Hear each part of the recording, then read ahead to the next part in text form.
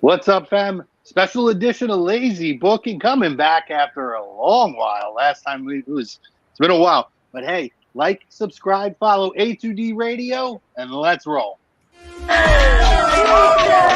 my God! I'm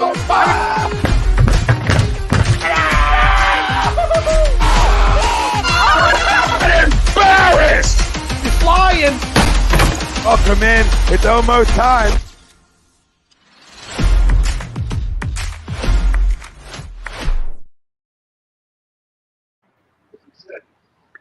We're back, guys. Bringing you all the top wrestling personalities here at A2D Radio. I am Chrome, joined by my compadres, the guys who hold it down on a weekly basis, Andy Ritz, and obviously the man, the myth, the Butters. And obviously Pete Evans joining us over here. Guys, we got a lot to talk about. Money in the Bank preview coming up today. We're going to be talking everything. We're going to talk about the main storylines heading in. We're going to give our predictions of the Money in the Bank matches and much, much more. But let's show some love to our sponsor, Dr. Cole Vidal, Specialized Physical Therapy. You can find them in Burlington and Cherry Hill, New Jersey, and find them on the web, specializedphysicaltherapy.com. No appointment necessary. So make sure you guys check out our doc. Guys, lots of fun. We decided to do a special show tonight with the blessing of Big Dad. Thank you. And obviously, in this very ring, does a wonderful job on a weekly basis, and they're going to give you guys the Money in the Bank post show. Correct. But we felt like let's bring Lazy Booking back for a night here, and let's preview this show. And this all came because we had a monstrous conversation. Well, and I love it how you're like, we all decided. You were like, hey, I wish we had a show. And I was like, hey, you still have a show that you could do. I know. But I'm saying this specific episode, we decided after, and it was birthed by a very heated conversation. Not really heated. In the but nicest way possible. Yeah, it was an adamant, passionate conversation regarding our opening topic, our poll topic here, which is Finn Balor should win the World Heavyweight title from Seth Rollins. Agree and disagree is your options. Let us know what you think. Facebook, YouTube, like, subscribe, follow, chime in. We want to hear what you guys have to say. Guys, this is going to be, I feel like a very in-depth conversation here. First and foremost, I want to make this statement. I feel like in terms of long-term storytelling, and our second topic is also going to cover this, the two main topics have really been, you hear a little creaky noise in the background, I apologize. I thought it was just here giving away. Listen, oh shit. Whoa. What did he say? Hold up. He said, I thought it was Pete's chair giving in. Listen, hold up. There's more athletic talent in this body. If it did give away, I'll tell you I land on my feet. I ain't Ralphie, but I ain't going down with this shit. Bitch. This ain't no Titanic, no submarine over here. Is Ralphie still around? Ralph wasn't around, so I couldn't poke fun at Ralph. Because he doesn't have time for you. Listen, there's Ralph seven doesn't have time for anybody. wonders in the world. If you put you two some bitches together, you take one away, then it's only six, bitch. Y'all fucking these sons of bitches here. These paternal twins that we got down here, these Texas boys. That's all, bitches. That's right, Pete. You let them know. Listen, this is going to be a really fun show, and I feel like the long-term storytelling of the two main events, outside of the obviously the gimmicky matches, the Money in the Bank, have been phenomenal. And I feel like it's been a long time, especially with some would consider Money in the Bank maybe the fifth big pay-per-view. I would, but if you look at it as a secondary pay-per-view, so to speak, this might be the best lead-in they've had in a long time. But let's dive in, and I'm going to let you gentlemen. Let's let the boys in this very ring open this up. So, gentlemen, I'll let you choose who's going to answer first. Finn Balor should win the World Heavyweight title from Seth Rollins. Agree or disagree? I think he should. I really do. I don't, Seth's had it long enough. He doesn't need to hold it very long. I mean, I don't think this title needs to be held for very long, unlike, with Roman holding it for fucking ever. All right, so I'm going to say I agree, but not 100% for the reasons that you just listed off. One, to say Seth's held it long enough, I don't think that's fair. He's only held it for a few weeks, right? But two, when we look at long-term storytelling and we look at Finn Balor, and you go back to when the Universal title just debuted, he wanted that at that night. What was it? SummerSlam, I believe, was the event, correct? That is correct. Yes, that's correct. Won it at SummerSlam. The very next night, relinquishes it and goes away. He comes back, and other than his IC title run right there around like WrestleMania 33, 34 kind of era, he really hasn't done anything. He's just kind of existed. And somebody that was Balor Club for life and still is, I want to see him hold that title. I want to see him go to that next evolution of the Finn Balor character, especially now as a heel that we didn't get, at this point, 8 years ago? God, it's been that long? Wow. 8 years ago, we were going to see that. We saw him do great things in NXT as champion. I want to see that on the main roster. I think when you look at Judgment Day, which was supposed to be his faction and his group, and he was the leader, and then Rhea Ripley came along and said, nah, bitch, it's mine. He needs that thing to go back to relevancy, to go back to that. I shouldn't say relevancy. That's not fair, because he is very relevant. Go to that next level of his character. Go to that next evolutional phase. Okay. Pete, you want to add on to that? Because I already know where you're going. And it's not to take away nothing from Seth, yeah, but we're going to take everything away. That's the same thing as no offense. You're going to offend somebody. Absolutely. That's why listen. I will say this. As much as I don't want to have anything in common with my boys to this side of the screen with me. Hey, what's up, buddy? But I agree.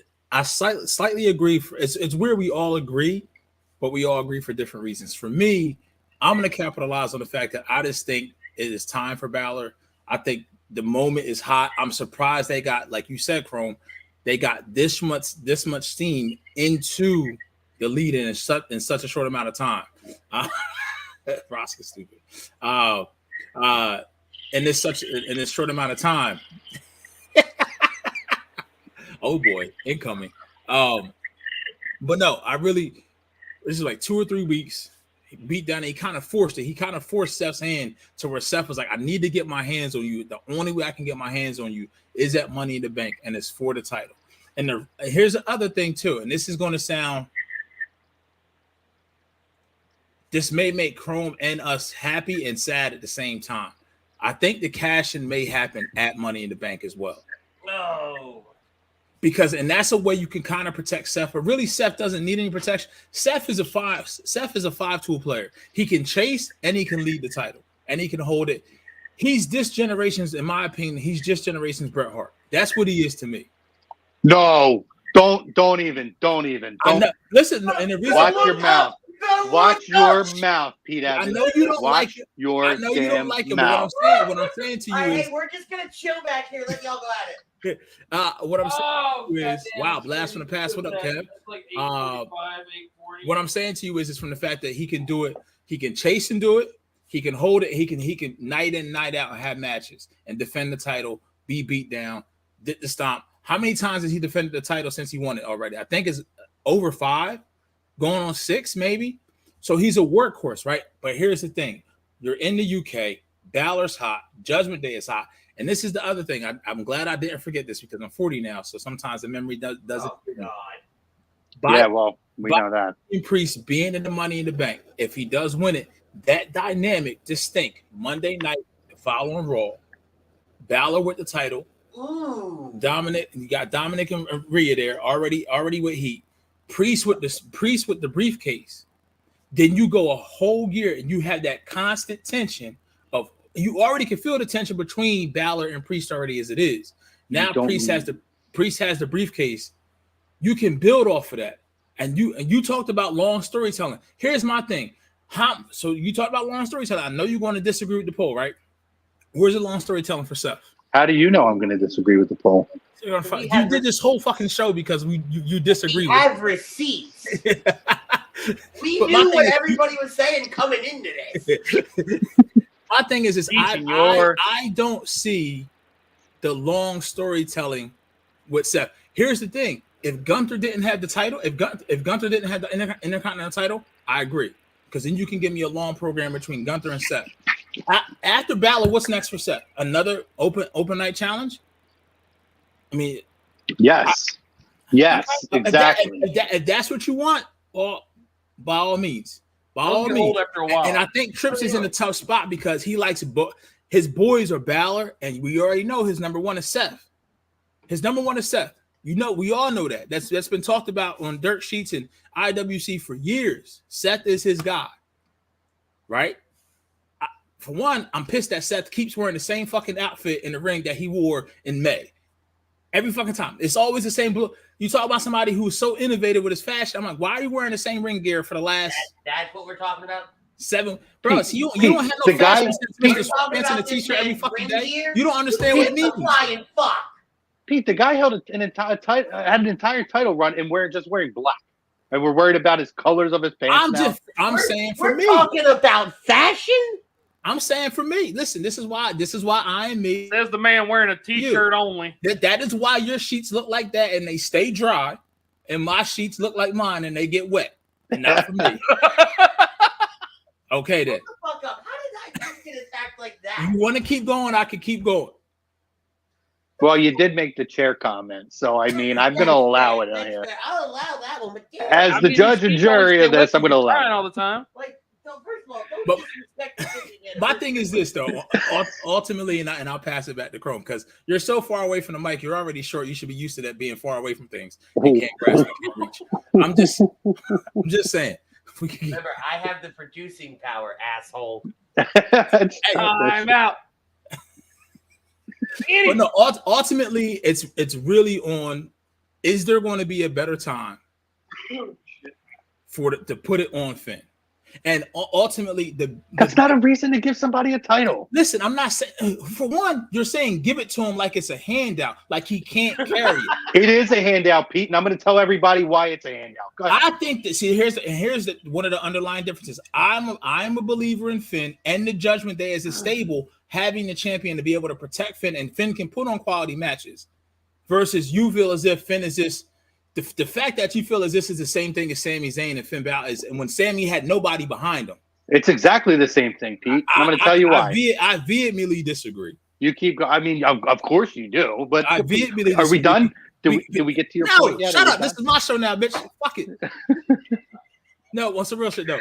I think because you have Rhea, you have Dom, and you really haven't felt the unity within the Judgment Day, which I ultimately think Priest is going to get kicked out and turn face again. I think that's another built-in right there for Finn if he has a title. I think he can carry it. And this is Seth. I don't know, man. I know you said that he. So then, when Priest turns face, then is there a better time to put the title on him and have Finn lose right away? If you somehow get Priest and Balor every challenger, there's never a better time to put the title on him, Pete. By that theory, there's never a better time to put the title. So here's the other big thing for me. Is everybody's expecting on Saturday for the outcome that you're predicting. For the outcome that I honestly think if you poll 10 people, you may get the 3 of us, me, Butters, and Rich, who would say that we want Finn to go over or we think Finn should win. And I think when everybody thinks you go right, you go left. Your end game can be done the exact same way without Finn Balor winning the title. I honestly think that you have Seth win, big whoop. You know, if Finn wins, that arena's going to explode. Well, but take all that out of it. Take all that. And mind you, let me be very, very clear. I still want Finn to win, okay? 1, we're going to let Chrome fight his point out. But 2... Oh, there's no fight with what I've heard. Yeah. Game, set, match. Shut your mouth. But 2, the bigger point to that, and Chrome does have valid point when he says, per Pete's logic, you know, any time is the right time to take the title off him. But Seth was the right guy to put the new title on to establish some credibility to the title. Okay? I think when you look at the landscape of the WWE and you look at the challengers that have presented themselves, Gunther's preoccupied. Finn's the next choice. Finn's the next logical choice on the Raw roster. How many other heels do you have on Raw? I mean, I'd be happy to discuss my point when we're ready. You guys let me know. That he's a Kevin Godwin. I'm just going to sit back. You let me know when it's my turn. Birds of a Feather alumni, Kevin Godwin, not that comment, the most recent one, that's an excellent fucking point.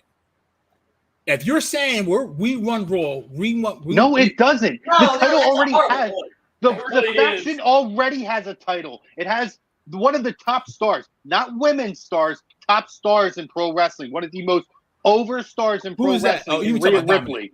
Rhea Ripley carrying the title right now. Yeah, but again, I go back to a point I made. This was supposed to be Finn's group. Rhea came in and said, "Nah, bitch, it's mine." Right. Who said it's supposed to be Finn's group? He's the one who initiated the kick out of Edge. It doesn't matter. It's scripted. The whole thing was to get everybody over, which is why Dom was a part of the group, why Rhea is a part of the group, why Priest is a part of the group. Finn was already over. Finn was put in it to legitimize it, to give a rub to the talent that needed the push, which is why Rhea was added to it. It's Dom and Priest, which is why that group was put together. That is a fact. Now I'm gonna pump the brakes and I'm gonna make my point here. Right. I adamantly agree with this poll, actually, by the way, guys. No, I'm totally kidding. I don't. I disagree with this poll. This poll is ridiculous, and I'm gonna tell you why. Okay. First of all, I don't care what happened 8 years ago. It's great for storytelling. Tell me three feuds, not matches, because nobody said it in the chat. Give me three feuds, and not right now, because I'm going to finish my point first. But I'm going to ask for you guys to give me three feuds in 8 years that Finn has had that has been considered top level, top notch, show stealing. Not the match, the one-off match with AJ at Survivor Series when he filled in for Bray Wyatt years ago. Or I think it was Survivor Series. It might have been a different event. But regardless, not that. The Roman feud flopped. Everything has not been good. The Edge feud was supposed to get him over, and it didn't. So now let's go back and revisit all these points that everybody decided to make here. Okay. First of all, I will continue with that point. The faction is never put it together to get one person over. It's put together for an ultimate purpose, and it was to put this younger talent with Edge, who, by the way, Finn jumped in because Edge is a part-timer. He's not going to be there to run the group all the time. They needed a face of the group. That's why Finn was in. And in the midst of all of this, Finn is the guy that got left behind. Let's call facts and spade to spade. Priest for a while looked like it, but became a star when he faced Bad Bunny. Did he need to have a title put on him for that? No? Okay, next point. Now, you could get to the same ultimate game because everything that they have teased, right? Where Priest made comments about Balor not being able to get certain things done, right? And remember, Finn would give looks. If Finn loses and Priest wins the Money in the Bank, now you have that internal struggle where you can drop those seeds of, oh, Finn didn't get the job done. Priest is kind of standing up to be more of a voice in the group. And it's, he didn't succeed, but Priest did his end. There, you could get to the same thing to where you have that feud. And honestly, that to me is a more compelling story because now you're not sacrificing Priest with having Finn because they're not going to take the. Yesterday was the 1 month anniversary since Seth has had this title. You're not going to sacrifice Priest, who is now a growing star that they are featuring for a purpose, to have him lose to Seth or to Finn. It's just not going to happen. We have to think about the long-term storyline telling here, right? Finn has done nothing, and I love Finn. I've always been a Finn guy. You guys have been on these shows for years. I've talked about it. And I think years ago, there was a window where we could have got a reprieve for what was missed 8 years ago. But a lot of time has passed. And I would argue that other than the first month and a half, his second NXT run wasn't great either. There wasn't much to it. It started with fire, going after Gargano, bringing the Prince back, but it failed. Now, is he hot right now? Do I think he's trending upwards? Absolutely. But he doesn't need a title. And by the way, we're trying to legitimize a title. So we're going to sit there and take a title that, by the way, is now the title that has all the defenses because the other title's not being defended. And we're going to put it on a heel who everybody knows the heel does everything they can to not have to defend their title. So we're going to go in storyline wise now and start telling the story of, yet again, we have a champion that doesn't want to defend their title. It makes no sense, guys. I love Finn Balor, but you don't have to and I say hot shot the title in two ways, Pete, because you said it's not hot shot. It is actually hot shot the title on a Finn because he hasn't done enough to build up to this point, but it's also playing hot potato with a brand new title. It makes no sense whatsoever. And there are other people that are going to be on the rise. LA Knight's a guy who can step in and now be a challenger. Too predictable now. He can't win. It doesn't matter. Why is it predictable? Because he made himself a main eventer? No. He could go and see. He would be. Can you imagine the mic work? The mic work between Seth and LA Knight? So you're telling me that's not a money feud? If the night ends and LA Knight is the world heavyweight champion, do you? I personally. Everybody stop. I'm not done yet. I understand that, but I need to make it clear one thing. Show of hands. Who actually thinks they're going to cash in the men's Money in the Bank on Saturday? Get the fuck out. If that happens, I am coming on my show pissed. I don't want to see it. Continue. I just needed to make sure that I was on the same page of who thought what. Yeah, no, I don't. I ended up with Damian being world champion or LA Knight being world champion night of, and I got really fucking confused. Well, let's tell that story. You want to have an end. So if Seth is going to lose the title, it needs to not be to Finn Balor. It needs to be going in that this is Finn's moment, and then Priest cashes in the night of Money in the Bank, and on the night that should be Finn's, Priest walks out the World Heavyweight Champion. If you're going to tell that story, that's the story you need to tell. I'm still not happy about it, but I don't hate it. I don't hate that either. I'm thoroughly pissed that you feel like Seth is that much better than Finn. Where we look at a year ago this time, Seth was fucking dry as shit. He just turned that shit off, Butter. He just took 3 L's to Cody with a torn peg. You see what I'm saying? What has Finn done? Seth was cold as shit this time last year. This time last year. Finn has been cold as shit for 8 years, bro. 8 years. Man. You told me 8 years. Give me the 3 feuds. Seth, give me 2 feuds. Give me 2 feuds, Pete. 2 feuds. The bitch can't stay healthy. If you tell me he couldn't stay healthy enough, I get you.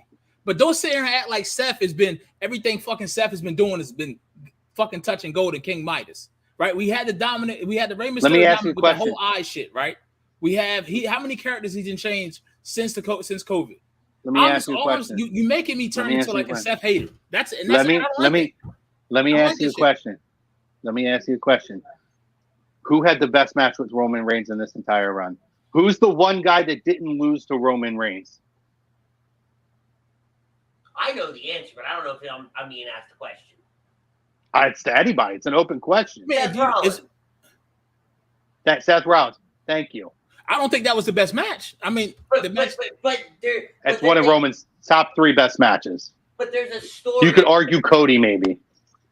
Right there's the story, because we've said it, and I say we've said it leading into Cody. We've said it leading into this now Civil War. If it's not gonna be Jay, it needs to be Seth to be the one to beat Roman. Yeah, I don't. Yeah, maybe. Roman I don't disagree. Is the only person Roman could never beat. I'm with you. I'm open to seeing who else kind of emerges between now and SummerSlam, because I do think I have a feeling we're going to go. I mean, maybe go a different route, and then let's talk storyline wise too, right, Pete? We're telling stories, right? You can get the Finn and get the Priest, and you don't need that, and they can both be in a very featured match, right? However, I'm seeing a storyline already starting, little by little, that, man, if they can ride this out for 6 months, give me Carmelo Hayes and Seth Rollins. Give me a heel Carmelo up on the main roster with Seth Rollins, how they're buddy-buddy now. Down the road, you get there. He drops the NXT title at some point, gets that main roster promotion. Give me that. You're talking about other challengers. I know we saw it on NXT, but you have other challengers that could step in. We definitely could see Braun Breaker coming up at some point sooner than later. There's other opportunities and fresh faces that can be in this main event picture. Priest is one who doesn't even need the Money in the Bank and can challenge Seth. We already seen that. You saw that 2-3 weeks ago. But there's the foundation of that story. There's laying the groundwork for the Priest going after the title story. Hey, I didn't beat you in your open challenge, right? Finn can't get the job done. Didn't Finn create a distraction in that match? Right, too? So, Priest to me right now he's primed for a face turn. Oh, I agree with you. I mean, I don't disagree. He's primed for a face turn to where, like what Kev said, if he cashes in or somehow what happens and he ends up with the strap and then Finn takes it off of him, that's better. Ultimately, right now, what I feel like is, and this may go back to, I think Seth was the right guy to win it in Jeddah. But also I feel as if you keep saying we need to legitimize the title. I don't think the title is legitimized by, how do I say this? I don't think that the title, beating Seth for the title, the very first ever new inaugural World Heavyweight Champion, I think that's legitimization enough. I don't think he needs this, because we all know he can carry it for forever. But to say you beat Seth freaking Rollins for the World Heavyweight Championship a month later, to me, still carries weight. And here's where I'll kind of piggyback off of Pete just a little bit. And I think that's where, at least when it comes to the top row here, we say, hey, it's okay if Finn wins. And I could be wrong. I'm not saying I speak for everybody. When you look at how many times Seth has actually turned around and defended this title, it feels like he's been champion longer. Yep. Right? He's done more in 6 weeks than Roman's done in 8 months with the title. So it has brought credibility. It has brought a legitimacy to it. So to turn around and have have Seth, whether it's to Finn or someone else, whoever if they cash in on Saturday. If Seth were to drop it Saturday, I can't turn around and say I'm upset about that. Yeah, let's go a month and 4 days later and let's put it on somebody who's not going to want to defend the title. But let's absolutely do that. Andy's point. You've seen the title every Monday night. It doesn't matter. We still don't. Here's the other thing too. I don't think that's going to be a thing long term with Seth. He's not going to defend the title every week. Obviously, they took it out. He said that when he won the bitch. He said his whole it's wrestling. They change these things, Pete. But all right, so then I'm going to use that same exact sentence against you. Andy.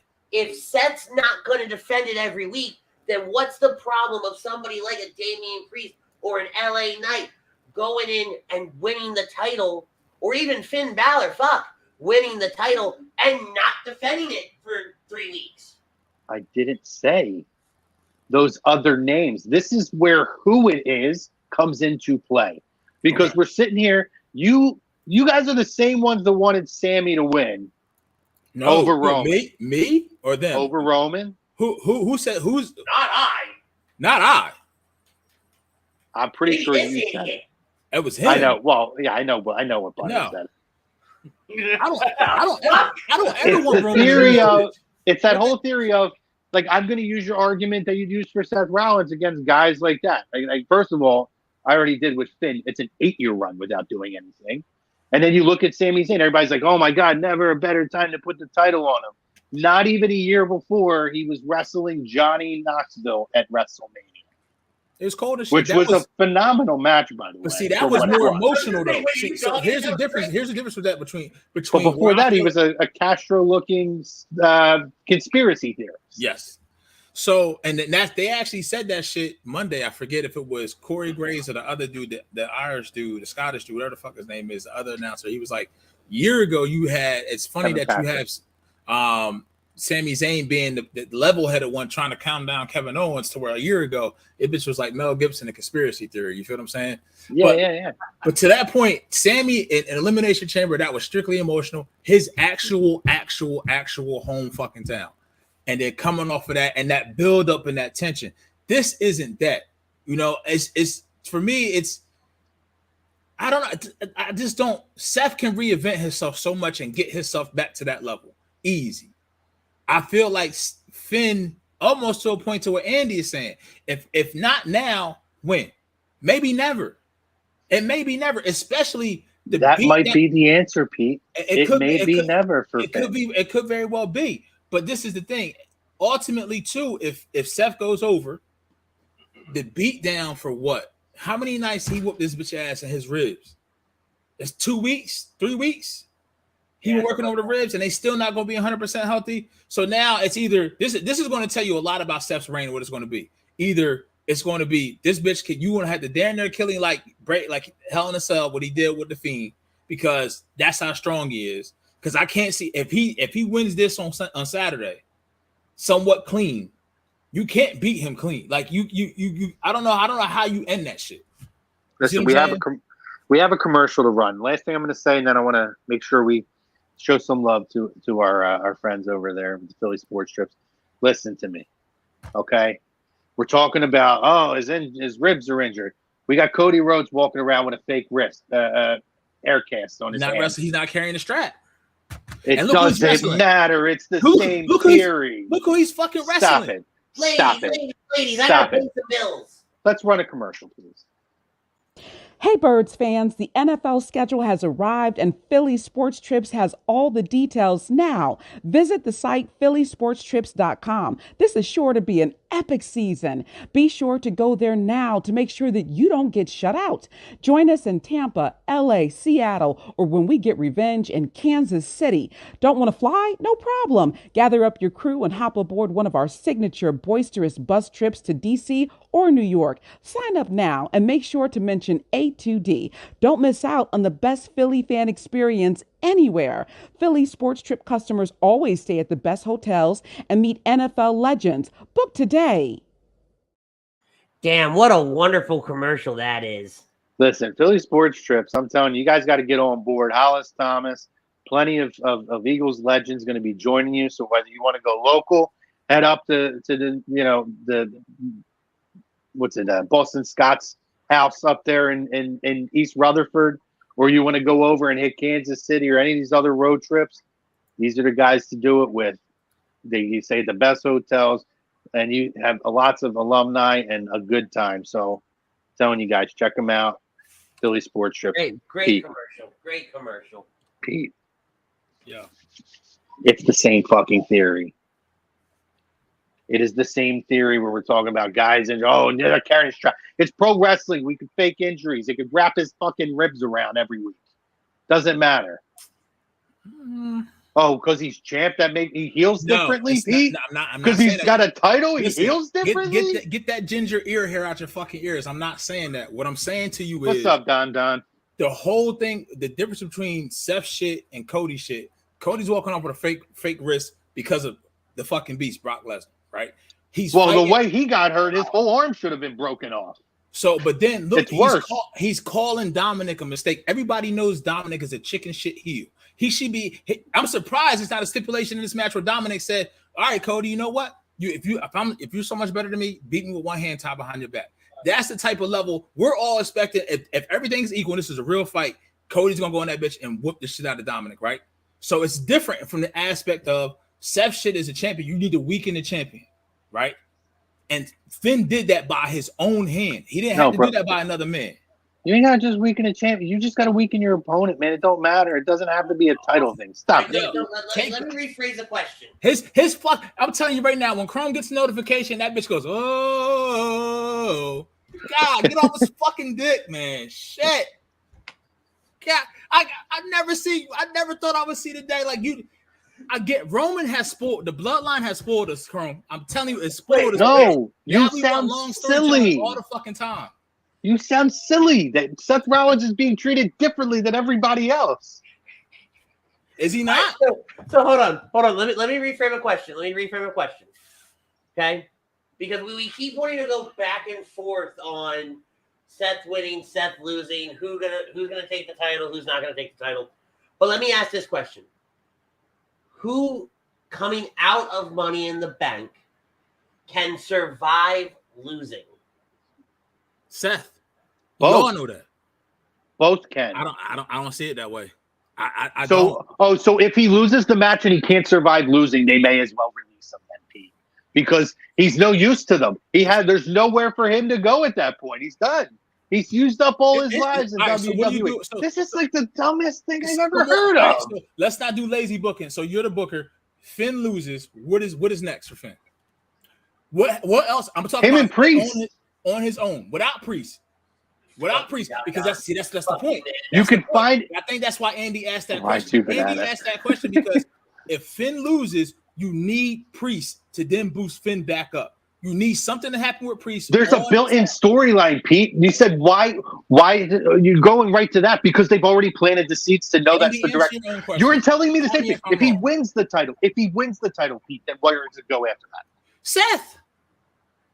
You think Seth loses steam just because he lost it? You think he's not going to want this? No, you're not answering the question. You said to me, with Finn, if he loses, where does he go after that? Who's his next challenger? What's his next feud, right?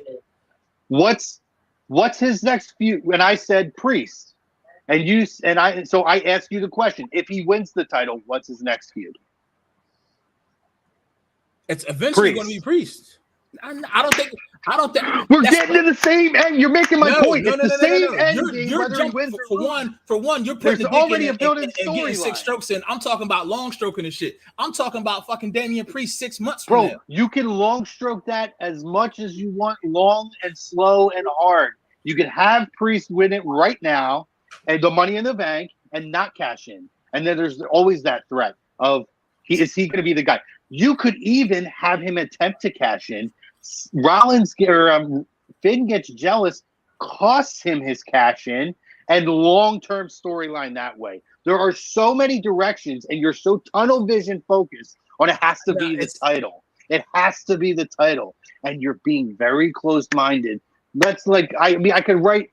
You can come out of this, and I can write 10 different ways to story. You know what? I think what it comes down to is this. I don't think Seth is the one who needs this shit. Honestly, that's what it comes down to for me.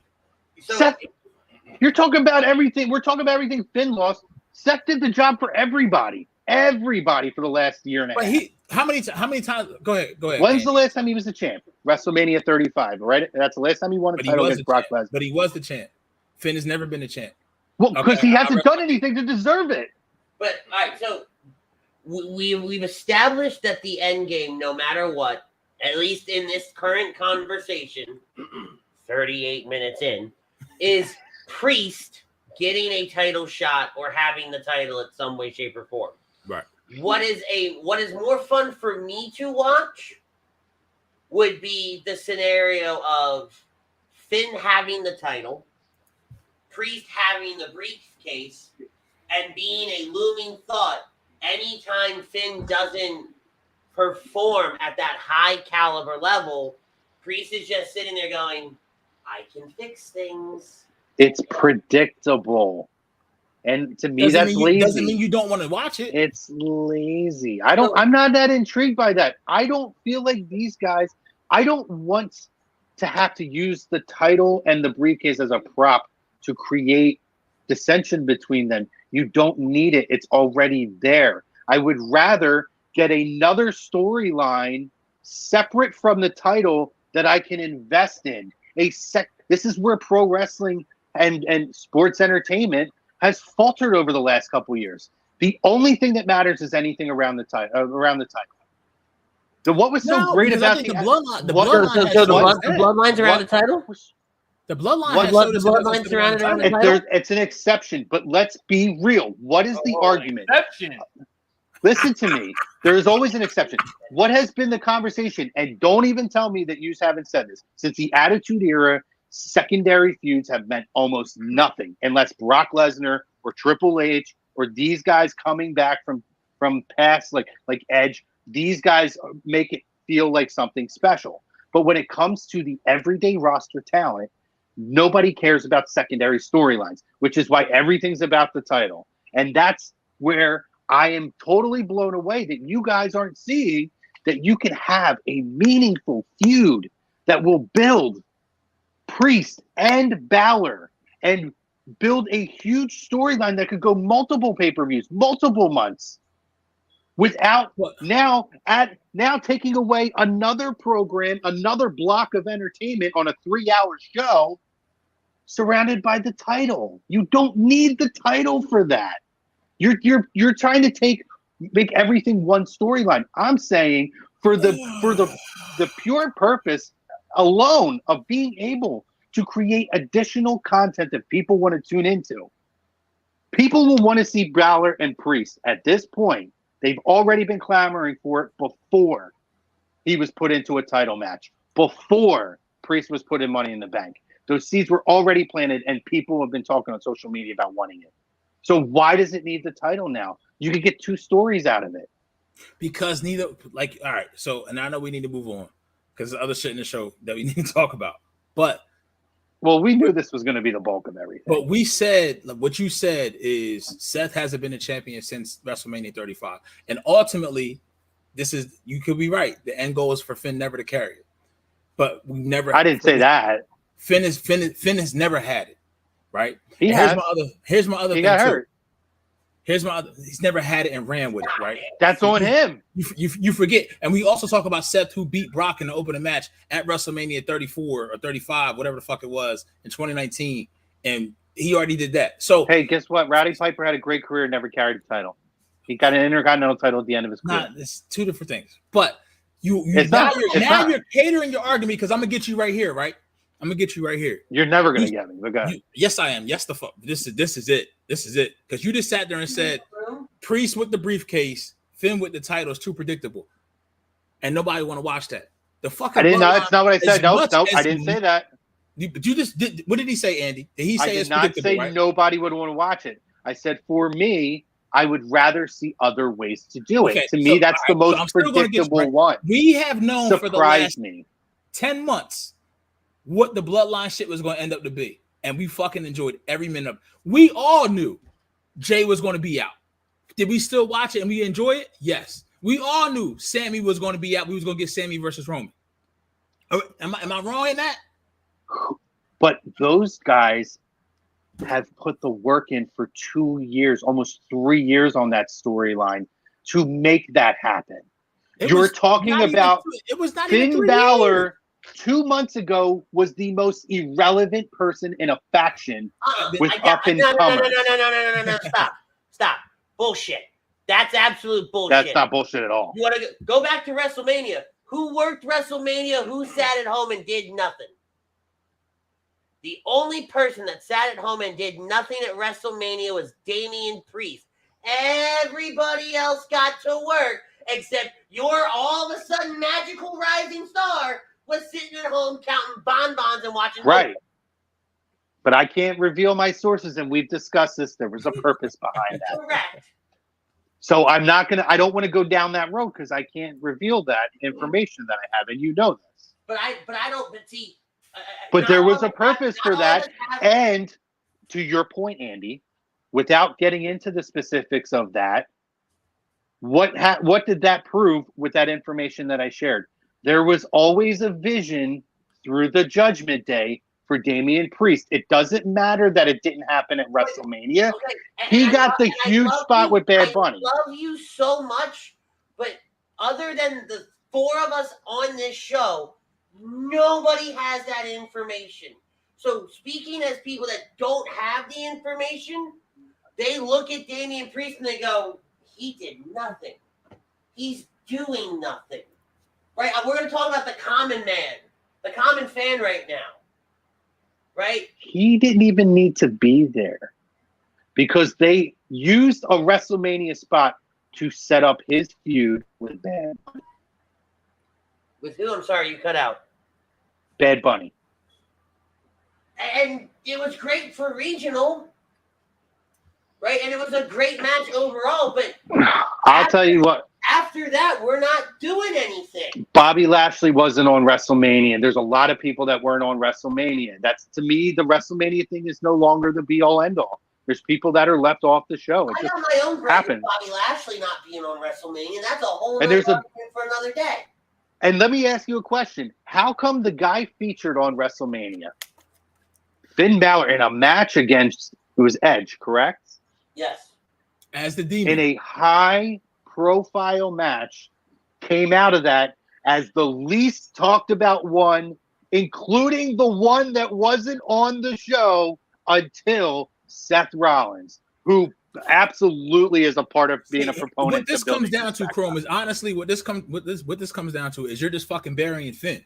You don't think Finn deserves it, and I don't think there's been enough of a body of work to say that it's fundamental disagreement, and there's nothing wrong. I think that Finn is a phenomenal talent, and I think he's trending upward. Do I think he eventually, on the trajectory we're seeing now, will get there? Yes, I do. So what? When you say there's not to enough tell me now, when you don't do anything for 8 years, that because they were smart enough to reference 8 years ago now and generate a little bit of a personality out of them, now we're going to say, well, you know what? Because they referenced it back and it's showing some personality, this is going to be consistent. No, I don't buy into it. He's got to show me more. He's got to give me more on his way to the top. And I think that the feud is the way to start. He can't do that. He can't do that without the title, which tells me a lot that I need to know about Finn then, if he needs the title to get to that. But what WWE superstar have we said hasn't needed the title to get to that point in the last 5 years? To get like super over? That to the point to where you feel as if they deserve the title. Like Finn's not even super over, by the way, at this point. That's like he's over, but like he's not even what Sami Zayn was around Survivor. I'm also looking at it from that's where you get him at. There's nobody, by the way. Nobody has, because Roman has been the best thing going. And what is even John Cena and all these guys have said? If you want to get there, you need to get there. You need to put that effort in. You need to step on some throats to get to the top. Finn hasn't put the work in yet. So, no, I don't think he deserves it at this point. 8 years ago. No. How is he not putting the work? I was so because confused. What has he done that's relevant? Okay, Chrome. How? I'm telling you, the AJ Styles feud, flop. That should have been money. You talk about the history of the Bullet Club, which was referenced in that. Complete and utter flop. Didn't AJ get hurt? He broke his ankle, right? I don't know if he did, but they still had their feud. They had matches. So they had matches on Raw. That's a feud, not big pay-per-view matches. I don't remember if they had a pay-per-view match or not. That's where Andy the historian pops in. But you know why I don't remember, Pete? Because it wasn't good. And then also, I mean, once again, it wasn't good. Edge versus Demon Finn in Hell in a Cell at WrestleMania. Edge had just lost a year before. He's not losing fucking 2 WrestleManias in a row. We all can see that. That's predictable. Why? Edge is in your top 5. You know fucking why. If Finn goes over Edge as the Demon at Hell in a Cell WrestleMania, you would have been pissed. You'd have been pissed. I don't think I would have been. No. I thought Finn should have went over. If he would have won that, if they would have gave him the rub against Edge where he wins more than loses, I might have gave you a little more of an argument leading into this. I honestly think there was no momentum until him and Seth Rollins went back and forth about their match 8 years ago. And a couple of weeks just isn't enough for me. It doesn't tell me he deserves the title. I honestly think I would rather see this position flip-flop. And Andy, we lost Pete. Yes, he said flip-flop and bye. And Andy, am I wrong on this? But again, here with Finn, He's lost a whole lot leading into this. You're right. He has. He has lost a whole lot. Shit. Hoping we were done with you. But hold on, right? Put Pete back up next to you guys. Let's. I like the battle lines drawn. There we go. You guys have been running your mouth for the last 20 or so minutes. I know. Okay? And all we're doing is going around in circles. Yes. Right?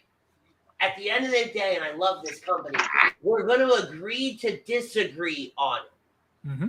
Right? Crow, you say Finn hasn't done anything relevant in the last 8 years. I would argue Balor Club and the Intercontinental title run that he had. I would argue it, but again, we've gone round and round in circles. So how long ago was that, Andy? That was 2018, 2019. Then he went to NXT. And 4 or 5 years ago. I'll give you NXT Blue, NXT Royally Blue. All right? I don't think there's anybody that says it was good. And then he came back up to the main roster in 21. So we're only talking about 2 years, and then pretty much went right into the Judgment Day bit. And ever since then, he's been a part of the Judgment Day, and they have been a deciding force on the Raw roster. They may not be for everybody else. They may not be the greatest faction ever. They may be Rhea Ripley and her 3 bitches from time to time, but they are still a dominant force on the roster. There is a part of me that will have the argument till the day I die that if Balor were to win on Saturday, I don't think in the long run you're ultimately upset about it. I think in the short term, in the moment, you are, but then the further we go down the storyline rabbit hole, I think we're going to see a different Crow. That being not at this point. But right, but again, short term versus long term. Short term versus long term. None of us can predict the future. I don't know how many times I have come on the air and turned around and been like, I need to eat some crow this week for something I said last week or 6 months ago. And I'll be the first person to reference Bad fucking Bunny in his match where he tagged with Damian Priest. I went on the show the very next week and said, damn, that was really good. I'm sorry about that, guys. So I'm familiar with the taste of crow. Yeah, I won't ever eat crow. Yeah, because you're too damn stubborn. That's also false. Pete's been on there plenty of times where I'm happy to eat shit. I'm all, oh, hey, Big look, Dad in here. It's the Godfather. Back on Facebook. What a surprise that was today. So all our time off is over, guys. All that shit we were getting away with, over. Yeah. Well, that was a very, very in-depth 52-minute conversation, almost 53 minutes, and you guys were wrong. That's what we got to. So let's move on to the next one. We might go a couple minutes over if that's okay, guys. But we're still rolling. Let's still roll. Yeah, I mean, we don't have to rush off here, but so speaking of long-term storytelling, this Bloodline Civil War, I love the branding of it, by the way. The Bloodline Civil War, I feel like it's really been well done. We're at a point now, to your point, Andy, earlier. Asshole. He's such a to your point, Andy, right? To Pete's point. We knew where we were getting to, right? But man, it has just been so well done. Mm-hmm. And Paul Heyman makes everything that much better. I was going to ask you, who's writing this for them? A genius. If I had to take a guess, I'd say at least Hayes is involved. I don't know. That's a good question. I don't have the intel on that. But I would be intrigued to know who's writing this as well. It's been so good on SmackDown. And to the point that I mentioned to you guys in the chat, I want to bring it up here on the air. I love how we were all kind of right when it comes to the title belts, right? Pete's like, I think they need a new title. I think that's the direction they're going. And I said, well, I don't, just because I think they love the visual. So I love that even though they have a single title, Roman and Paul Heyman are continuing to carry every belt around. It's such a great visual. Am I wrong? Payman behind him holding those titles with the facials. It's a great visual, but it makes me roll my eyes every damn time. And that's what it's supposed to do. Yeah, that's that. It's that's literally, it's drawing the exact reaction they want. So yeah, so I thought I was going to say something. So let's follow up on that, guys. Let's talk about where we've gotten to here. Where do we think this is going? Who do we think is going to win this match? Just kind of give me your quick thoughts on the story that we've seen told over the last month or so, getting here, and who's the star at this point of this whole thing so far? What's your favorite moment, and who do you think is going to win?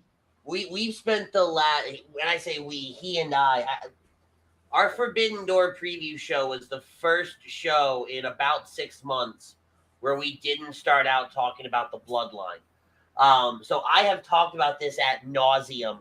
I think the Usos splitting off from the bloodline has made them watchable, because when they were in the bloodline, being Roman's lackeys, and essentially being the ones coming out every single week, they weren't watchable after a while. Their promos were atrocious. The delivery, we're going to blindly follow our cousin, who's, by the way, not fucking here again, but we're going to do what he wants us to do. Now that they have separated themselves and the super kicks around the world, where they've sent Roman into the next time zone, all these little components have been great. So I think the Usos have emerged from this. Roman was the star going into it. Paul Heyman was the legend icon, and the Usos, while yes, they were established, they were well known, they were just kind of stagnant at that point. They came in and I talk about evolution of character. They have evolution, gone to the next evolution. Evolved, thank you. Couldn't think of the word, I'm the nerd here. They've evolved into that next phase of their character, and they are the ones coming out on top here. It's almost, and I don't want to make it a direct correlation, it's very evolution, where you have Roman as Triple H, Paul Heyman as Ric Flair, just less talented, and Randy Orton and Batista, the Usos as Randy and Batista, where they come out as these new top stars. I think we see Jay emerge as the true hero of this. I've been touting it for 6 months. This all started with Jay. This all started at SummerSlam, and it really cemented itself with Jay. It's all going to end with Jay. I don't know when. I mean, maybe SummerSlam, maybe Hell in a Cell, but it's all going to end with Jay. Jay's going to be the one to come out truly on top of this. And my favorite part, the last 2 promos, and the Usos, just the Usos as they are. The kicks, the promos, that has become my favorite part. I like a lot of what you said there. Butters, what do you got for us, brother? I feel like the Usos are coming out on top of this. I mean, I feel like Roman's going to eat his first pin in, 3 years? How long has it been? I would disagree with you on that. I think I agree with you on the results, but I think that Solo is going to be the one to take the L on this, because I think they are going to continue to protect Roman, as they should. Well, we lined out, and the reason, and I know why he says that. This past week, we lined out a scenario of how does Solo eventually turn on Roman, and if that were to happen, how would it play? And one of the ways it plays was Roman takes the pin, gets angry at Solo, starts disrespecting Solo. Usos come back, protect their brother, kind of still laying the seeds of, you're still our brother. You may be siding with the devil, but when the devil decides to fuck with you, we're going to kick his teeth down his throat again. We had laid out that hypothetical scenario, so I think that's where he's going. Yeah, I get it. I think you get the same thing, because you've seen it with Roman, right? Where if Roman takes the L but doesn't take the pin, it's whoever took the pin's fault. So you get the same end game by the dissension starting there, to where Roman then starts to nitpick where Solo cost him the match against the cousins, and then you kind of, you can, however that plays out after, but you can get to the same place. I mean, still protect you have him. him eat the pin, and he can still blame Solo for it because oh, cool, I got pinned, yes, but it's your fault. You weren't there to protect him. Exactly. It's not my fault, but it's your, it is. It wasn't my fault. I definitely think this is the beginning of by SummerSlam, it's Roman all by itself all over again. And I think the difference is I don't know if Chrome has seen this or heard this, seen some things, obviously take with a grain of salt, that there's been finishes and work through where it's just the Usos and Sola and at a closed location, like very, very secret. So I don't know I think it would be a rush by the end of Saturday because they already said it's the main event, right? By the end of Saturday for that to be Roman's by himself, because I think then you have, when is SummerSlam? August, is it the second weekend? I think it's is it July? I thought it was July 31st. Am I wrong about that? It's in August, like August 5th. Okay. All right, so that may be enough time to where they could find a way to get rid of all this, to where comes Sunday morning or Saturday afternoon, early evening, I would say, that there is no more bloodline, or there is a bloodline. It's just that Roman's not in it, and he's on his own again. Because that's a fair point. Because he always talks about. See, here's the thing: the Easter eggs from the promo Friday.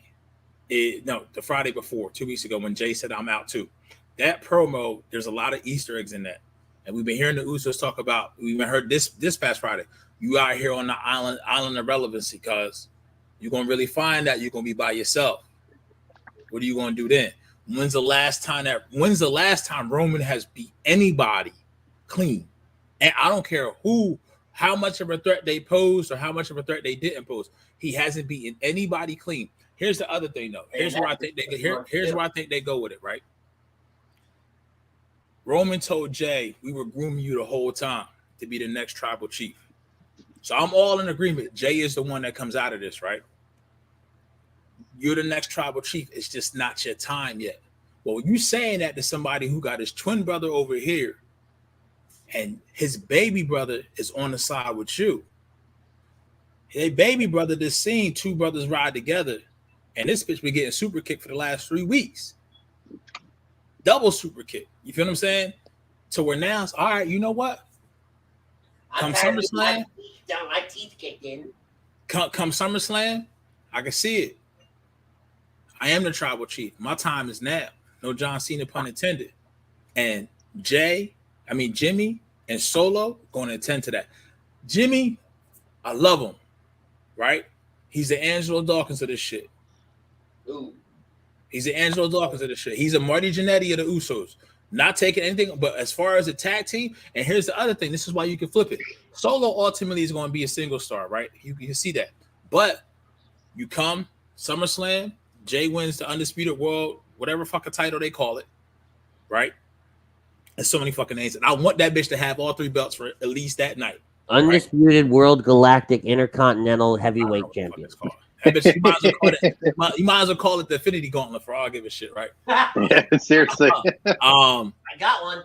But you had that, and then you have Jay, and you can still have the Usos. And now it's just Solo and Jimmy.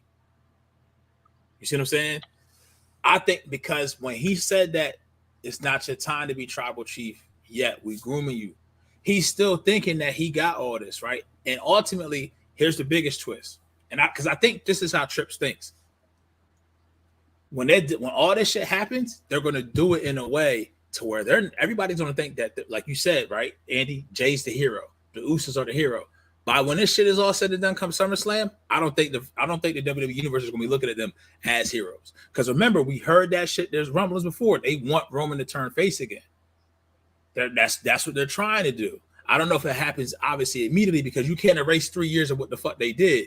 But I think it's a way, because now the bloodline now, here's the thing. Even Roman said this shit in that promo. This is another Easter egg. He said it's bigger than us. My job, I quote, said, my job was to get us here. My job, now he said it's your job to keep us here. So I think this bloodline shit, because fucking it's a lot of Samoans and it's a lot of them wrestling on the independent scene.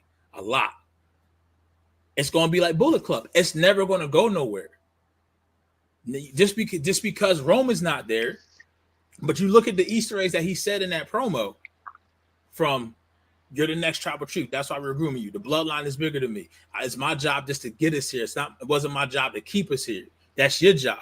You telling Jay that he is groomed for it. He just got to go get it. But to that point, when you want to talk about Roman going face again, right?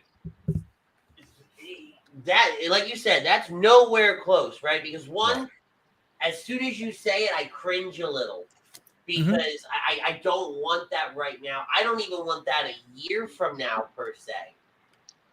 Right? The Usos are white hot, maybe borderline white hot, but they're big time right now. Anything against Roman's gonna get a pop, right? And then Jay's gonna hold the title. I think you could see a heel turn, maybe not specifically at this time, but time frame. Royal Rumble, WrestleMania. What the hell is that? It's I'm not hearing the sticks, man. It's a gnat or something that flew in front of the camera. Got it. Royal Rumble, WrestleMania time frame. You can start kind of seeing them cement it because ultimately, and I think this is where Pete's kind of going, right? The tribal chief, the leader of the Samoans, is always going to be a villain. Yes. Right? What's the Batman line? You live long enough to see yourself become the villain? Yep. They build you up just to make you the villain. Exactly. And so I think it's inevitable, right? But I don't think it's going to be anytime. I don't want it necessarily be anytime soon. I think it would be a disservice to the work that Roman has put in for 3 years, to where as soon as he drops the title, oh yeah, I'm a good guy again. It's not like the titles are poisonous. I don't think it's that. It's just, I don't know. I see your point, and I really have. And how can I say this without? Look, you and I are children of and everybody in here is children of the MCU. So we get Easter eggs, we get all of that, we get the long-term storytelling of it. I just think it'd be a disservice to the work that Roman has put in if you were to turn him face anytime this year. I'd like to chime in on this. Can we run that, since we have been going for a while, Andy? Can we run that commercial again? Yeah. And then on the other side, let me jump in here. I want to react to a couple of the things you guys said. All right, guys, we'll be right back after a word from our friends at Philly Sports Trips. Hey, Birds fans, the NFL schedule has arrived and Philly Sports Trips has all the details now. Visit the site phillysportstrips.com. This is sure to be an epic season. Be sure to go there now to make sure that you don't get shut out. Join us in Tampa, LA, Seattle, or when we get revenge in Kansas City. Don't want to fly? No problem. Gather up your crew and hop aboard one of our signature boisterous bus trips to DC or New York. Sign up now and make sure to mention A2D. Don't miss out on the best Philly fan experience anywhere.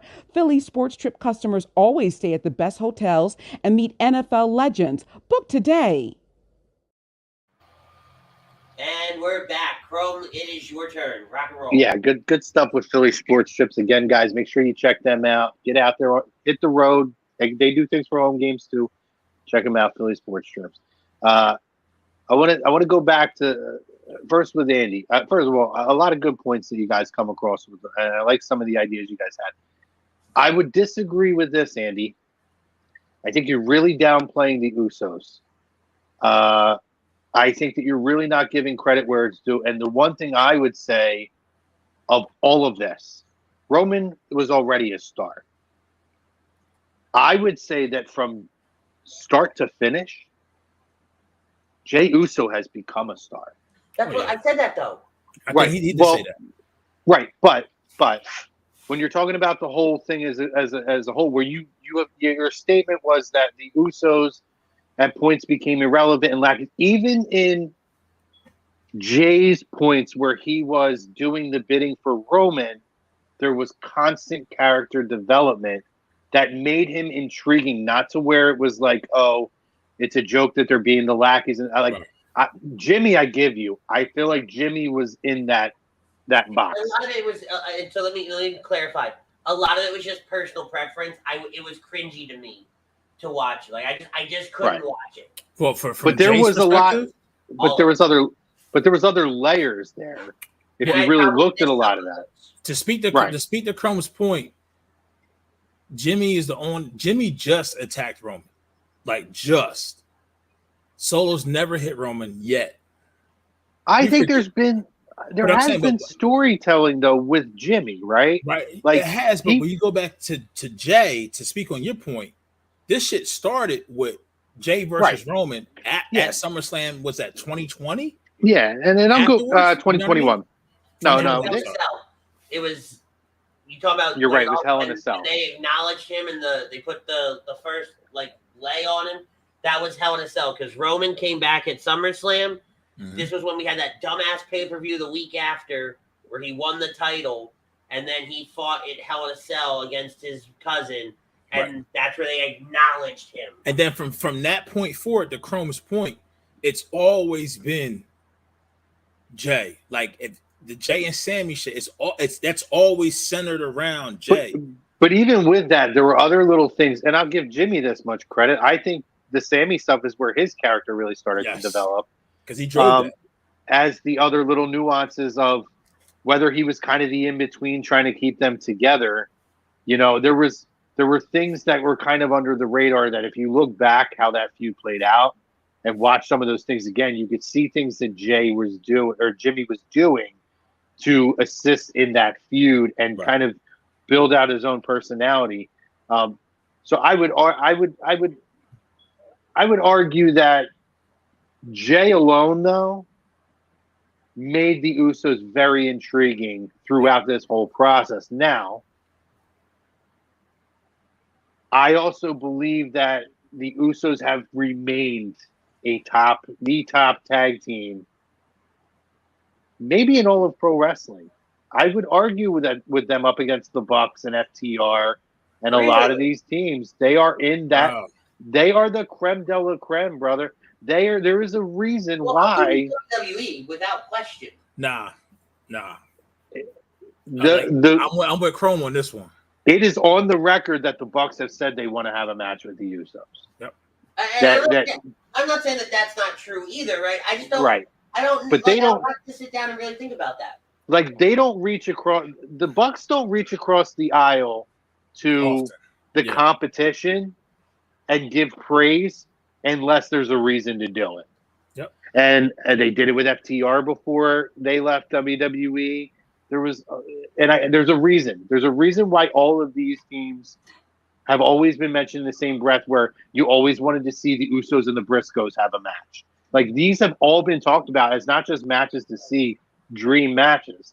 And they're a dream match because everybody knows that the Usos are a cornerstone. We talk about pillars and everything. Right. They have been the pillar of the tag team division in WWE for over a decade. And because of the level that they're at. I don't think it's just because of family or anything.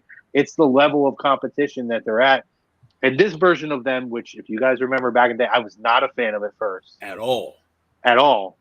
Has become amazing. And again, we talk about eating crow, right? Happy to do it. They've become so good, so intriguing. I think Jay has carried a lot of it, but Jimmy's personality is coming out now. And I think that you're going to see the best version of the Usos even now going forward. And that's the thing, Crum. Like they've leaned into who they are off camera. Yes. I feel like that's how their conversations actually go. Like that's how they talk to each other. And to the thing that you guys said regarding Roman and the heel turn and the face turn, I almost feel like we're now at the point of Roman's career where we got to with John Cena, where it's like you can't turn him heel. It's not imaginable. It can't happen. There's been so much build around this character, right, that it would be a travesty. Maybe a couple years down the road, you dabble back in when you're like totally clear of this whole bloodline thing. But for right now, you got to keep him heel. Oh my God, they're like you're not even. And I also think too, Pete. A lot of that rumor was when Vince was still in power. That is and true. Those things.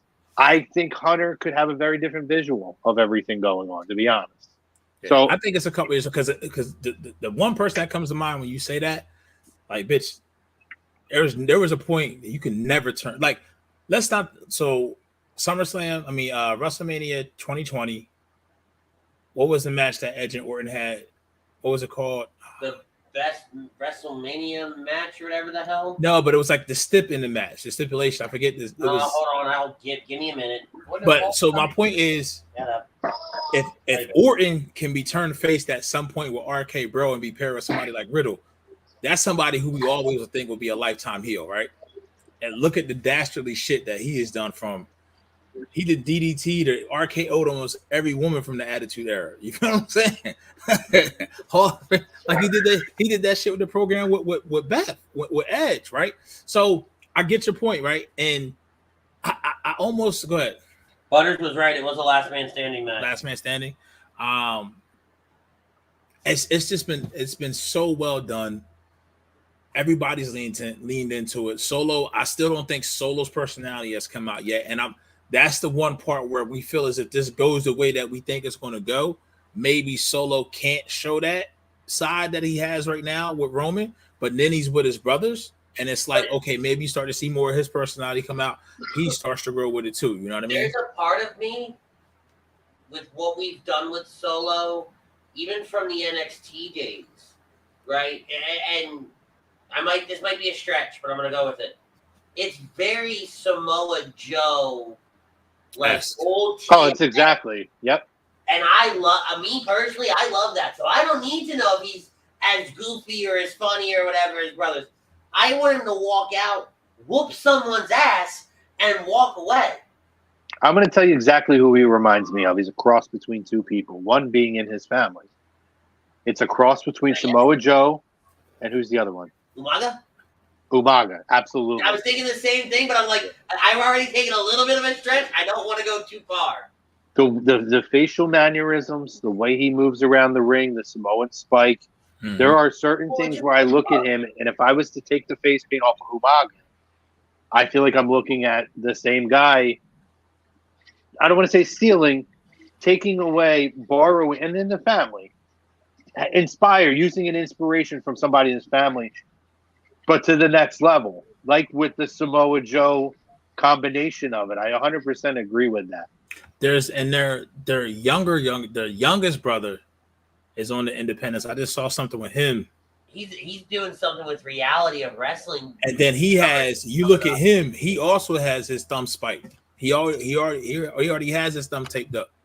So I don't know where that's at, but this shit right here has been pure gold. Roman has been pure gold. And this is the thing that I will say from just this run perspective, just the WWE as far as a performer,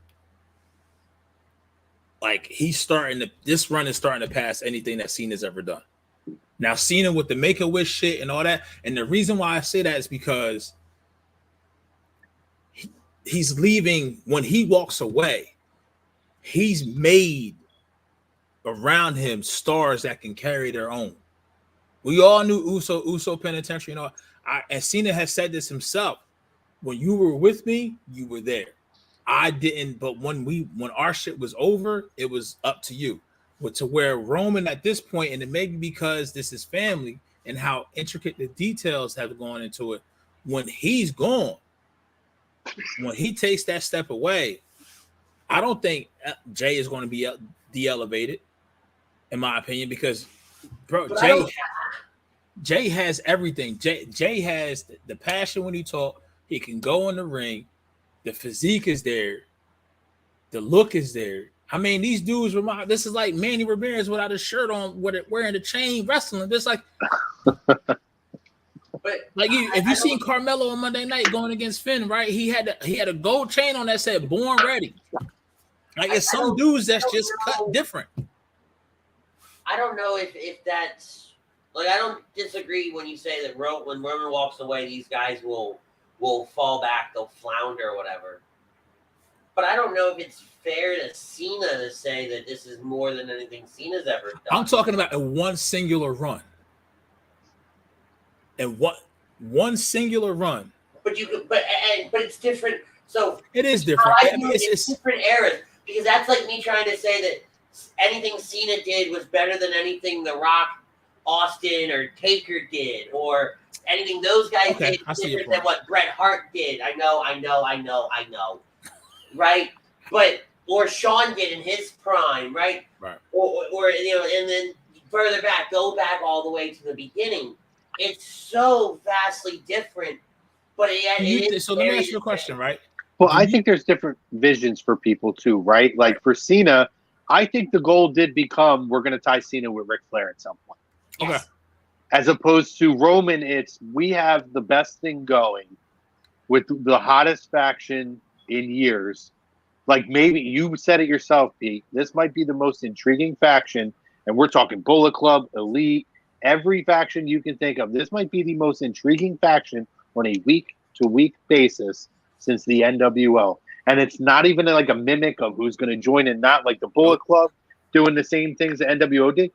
It's its whole own entity. It's its whole own story. It's a storyline that's never been done before, built around a legitimate family dynasty. Yep. Where the greatest of all time, like Yokozuna, like The Rock, have come off of this lineage. And they've made it one of the most compelling stories ever told in the industry. Has it ever been done like this? Have we ever taken a legitimate family dynasty? I'm not talking the Andersons or the Blanchards or, even I mean, the closest thing you could probably do, and it's different because they were faces, is Von Erichs. That's the closest thing. That's a good one. What a clusterfuck of a legacy that is. But I'm just saying that's the closest that you can get where it's legitimate, same DNA running, and then we haven't even really touched the surface yet because there's so many more that are out there in the business. I think they could in their prime. I would have liked to maybe take a shot with the Rhodes family. That could have been one that could have tried. It would have been very different. That's a family thing I think they did for a short run, but no, there's never really been a legitimate family run. Stupid. In a very different way, he's not wrong, but very different. I don't like giving him that satisfaction because of shit like this. But they were more of the in-charge stuff. Yes, they got in the ring. They had these big matches at times. But in terms of the week-to-week, in the ring, telling the story in the ring with multiple opponents and talking about the external and internal struggles between the family and with the lineage behind them, that you can tell that 40-year story with Paul Heyman. No, there's never been anything like this. I'm not going to do myself any favors in saying this, going back to the original part of the show. What a shock. Here we go. But also, everybody that has worked with Roman throughout this point has not fallen off. They've also been elevated, even losing. Right? I don't know that I agree with that. No, wait. I'm going somewhere with this. There are people that recovered, but I think there's some people that hurt for So here's my point, and I'm probably not doing any favors for myself going back to the poll question. I think out of that, the one program that was the worst who fell off was probably Finn. Fuck, I can't believe I can't believe I just said that. But everybody, I gotta tell the truth. From Kevin Owens, look where he's at now. Look at Seth, where he's at now. Cody, look where he's at now. I think Finn, there was a little bit of recovery time I think KO needed from losing repeatedly. Although they did have him this close every single time. Yes. I mean, the handcuff screw up, I think, in that one match really hurt that a lot. Why is your belly out? Because I'm fat, man. They call undershirts wife beaters, bro. Wear them. I don't need one when I'm sitting at home. Fat man. You looked in the mirror lately? That was a dynamite drop in there, Butters. But listen, I think you're right, Pete, and I'm not saying that because I was right about the first topic. but you did make my argument even better. Pete, man, you ain't doing no one any favors. I don't feel good about it. I feel dirty. The ego had kind of subsided and he was agreeing with us on stuff. Now you just brought heel Chrome back out to play, you dick. No, there's no heel Chrome. We're good. But that's my point. Like what this run that Roman has been on, he's been like almost like fucking King Midas, bro. He's been like everybody, and then the other beauty about it is it's a completely different Paul Heyman. Completely different. And he's than the Brock Lesnar one, yeah. And he's still as effective, but so much more subdued, so much more submissive instead of being out there being the mouthpiece. He can do it. Yes, my tribal chief. I love you, my tribal chief. What can I do for you, my tribal chief? I'm waiting for this bitch to say one day, yes, master. Like, come on, bro. Like, what the shit? Like, I think we need to have another show at some point to discuss as a poll topic. I don't want to have the discussion tonight because I want to save it for whether it's Andy's show or our show. Has Paul Heyman surpassed Bobby Heenan as the greatest of all time? Boys, pick a Saturday and come on over. I would love to have that topic. And yeah, I'm in. We'll pick a Saturday and we'll do it. That would be a phenomenal conversation to have. We never had a deep, in-depth manager/valet conversation. I would love to do like a rank your top 10 all time and lead it off with that because I think all of us are going to have one or the other at the top. I said we'll make popcorn. You guys come on over. I'm in. Pete will get in on that. Crazy, bro. Because as just manager, I mean, manager, it's the same thing. It's the same thing. Because I would say Bobby Heenan as an announcer was just as clutch as he was as a manager. Well, no, we're going just by the manager. Okay. Because Bobby wins. I mean, as good as Heyman was on commentary, Bobby wins on commentary. Yeah. Shut it. But yes. So, but yeah, no, this was all great. But listen, we do have to move on. We got to get the Money in the Bank matches out before we hop off here. Yes. So, last things. Wrapping that up, tying it up with a bow. I have the Usos winning this match, pinning Solo. I think Butters already gave us his. He has the Usos winning, pinning Roman. I don't know if we got Andy's and Pete. I'm in the same ballpark because I really like what we had built on Saturday. I really like that way it plays out. So I'm going to go Usos pinning Roman. Okay. I am going to go out on a limb here, and I'm going to say it's a non-finish.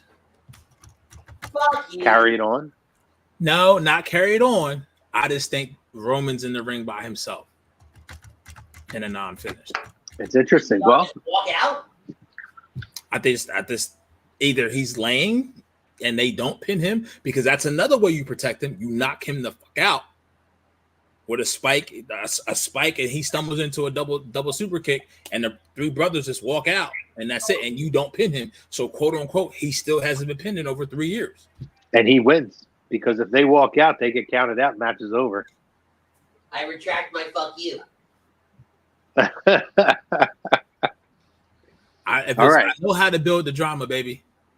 It's going to be fun. It's going to be fun in our chat, guys. Money in the Bank matches. Let's dive in. So, I think we've kind of touched on some possibilities here. So, quickly, who do we have here as the winner? Let's start with the men's side since we've kind of touched on a little bit. We can kind of gloss over it. I want who you think will win and who you would like to win. And here's what I want. I want who you want to win, who you think will win, who do you think they will cash in on, and will they cash in before WrestleMania? How did this turn into a tree of questions? Because it's Crow. Because it's once every 6 months. Because we could go back and we can reference. If anybody's right on this, we can go back and reference and say, "Hey, I nailed it." So that's that's kind of the four things most people wonder, or three things most people wonder: who wins, person here, write it down, who they cash in on, and when they cash in on. Right. So let's get those three out, and then I just want to know who you want to win. So I'm going to throw four at you. Whoever wants to start, go for it. All right. So who would I be very happy if they won? I would love to see Ricochet win. Who I think is going to win? froze. What happened?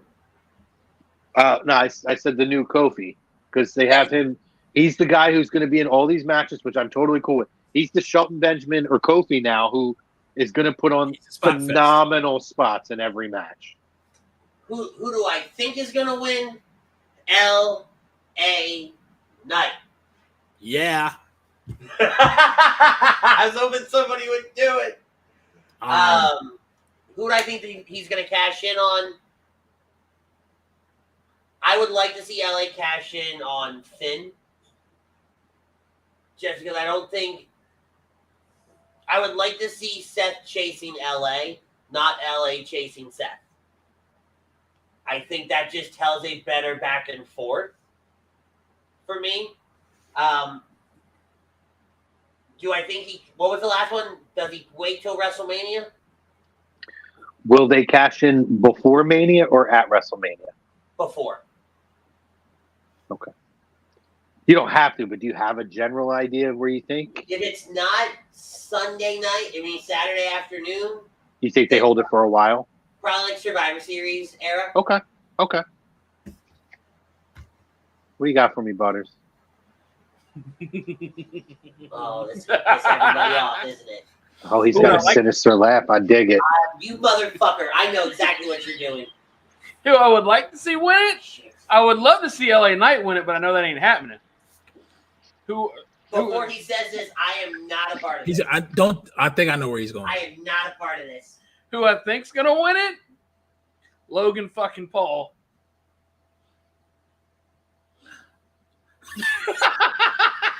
The views of Butters does not reflect the views of Ritson in this very ring. And when does he cash in? Same night he wins it. If that happens, that's the only way. He's cashing it in on Seth. Yes. That is as ludicrous as it sounds, makes fucking sense. But if he doesn't cash it in, honestly, if he doesn't cash it in, it's just a way for WWE to get more out there. You know, we did talk about that. You know, so we're gonna have another part-time champion. No. So what he's saying, because Logan Paul is a part-timer who wrestles like 6 matches a year. Correct, but where he was going with that, if he cashes in, he'll be around. He cashes in on Saturday night, he'll be around. He may not wrestle, but he'll still be around, and he'll wrestle at the pay-per-views. But to further that, I don't think he has a contract that requires that much work. No, that's the thing. I don't know if it's a require, or hey, we'll do this. He's a very limited part-time guy. But then what else he's saying is Logan takes that briefcase every fucking where he goes. And that's fair. I'm not disputing that. I'm going back to the whole, we're talking about a new title that we're going to put it on a part-timer who's not going to get in the ring often. But as far as elevating the title, the views of Butters does not reflect the views of Ritson in this very ring. I love where your head's at, though, Butters, with the putting it out in publicly and promoting it. And with the way that dude's on social media, I can only imagine the viral videos that guy's going to put out. But there are also the aspect of the whole reason a second title was created is because the people who do love the wrestling aspect lost the title that was never getting defended, and we create one to do it. And so that's where I push back. To Rick's point, though, you can tell him, hey, we'll give it to you, but you've got to be here a little more often, defend it. But he's not, even if he isn't, but he's not going to be. He doesn't need to do that. He doesn't have to keep it long either. But then it goes so back. Now you guys are making my point throughout the show. We're going to hot potato the title again? Hold the fuck up. Not what I'm getting at. You guys, one guy. I know he looks like 2 guys, but one guy. Wow. Whoa. I will disagree with that though. Okay? If you can't put it on Logan to turn around and have him lose it. Logan can't be a transitional champion.